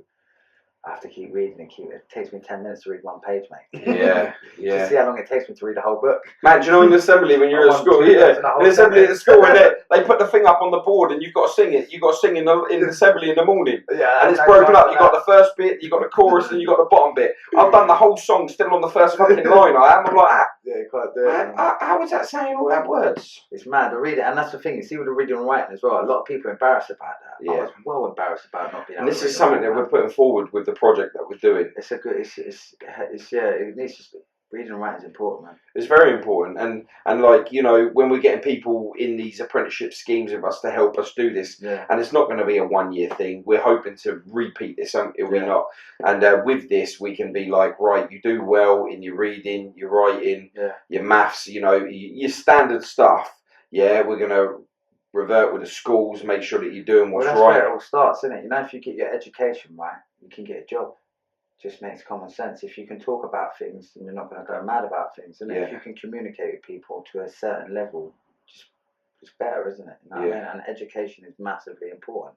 A lot of the kids today, they're like, well, I was back in the day, fuck school. School's shit. I don't know nothing is crap. But then obviously you get to your age that we're at now and it's like, fucking hell, man, I really should have listened. Yeah, like I'm running a business and I struggle. I wouldn't be able to do any of the paperwork if it wasn't for Jamie. You see business, honest to God, Paul, I don't ever fall on my face, mate. I've never fell flat on my face. Whatever I put my hand to, I make money, mate. Honest to God, it doesn't matter what it is. Little things or big things, I always seem to do all right out of it, man. So, Because the passion's behind it, mate. Well, yeah. Passion and a drive for success is one of the things. When you love what you do, you're going to win. And do you know what it is, I figure if you can't read, you'd be better at something else, doing something else. Now, I'm not a reader and writer, but I can make anything, mate. I'm a fucking masterclass when it comes to building shit, mate. I'm really fucking talented. And I never got taught by anyone. Nah. You know what I mean? I just have the natural ability, mate. Everything I do now as a living, other than the day-to-day life stuff, is everything that I've taught myself. I tattoo very well. You're a banging artist, mate. Yeah, and thanks, man. I appreciate it. I appreciate it, and I can't wait. We've got some things coming. We've got some things coming, and we're gonna some necklines. Yes, I'll have some of that. 100%. Remember that, guys. We've heard him say this, innit? Yeah, it's there, man. We're gonna be doing podcast tattoos. Yeah, it's a good look, man. Yeah, I'll be the first. So there's going to be more of Anthony coming, and it's been absolutely amazing today. Thank you for sharing the story and that lot. Is there anything you wanted to add? Just keep an eye on us, innit? Keep a lookout for what we're doing. Obviously, support us. Make sure you get your tickets and come down to Wales. We're gonna have another fight in this. When is it? February the 12th. That's gonna be in York Hall. So get down there, watch that. Who's the fight with, mate? I have no idea yet, mate. No one's actually fucking told me. So my guy's gonna be fighting. He's ready. Are you ready? Nearly. Give me another month. No, the thing is, I'm a chunky dude, mate. I like my burgers and my sausages and my hot dogs and all that. You say chunky, I'll just say fluffy. Isn't it? Or fluffy, that's good enough. Yeah, but I don't. He's a fluffy dude that's going to punch someone up. In the ring. That's like, he's a fluffy guy, you know? He's a nutter, man. But we're there. We're coming down the ring, Yeah, man. man, come, man. You should be the ring man. You should be the ref, actually. Up, well, you won. Yeah. You see that man? He's gonna punch up. You're fucked, mate. Because I'm the ref. Done. Done. No, you're fucked. Nah, man. But like, good luck to you still.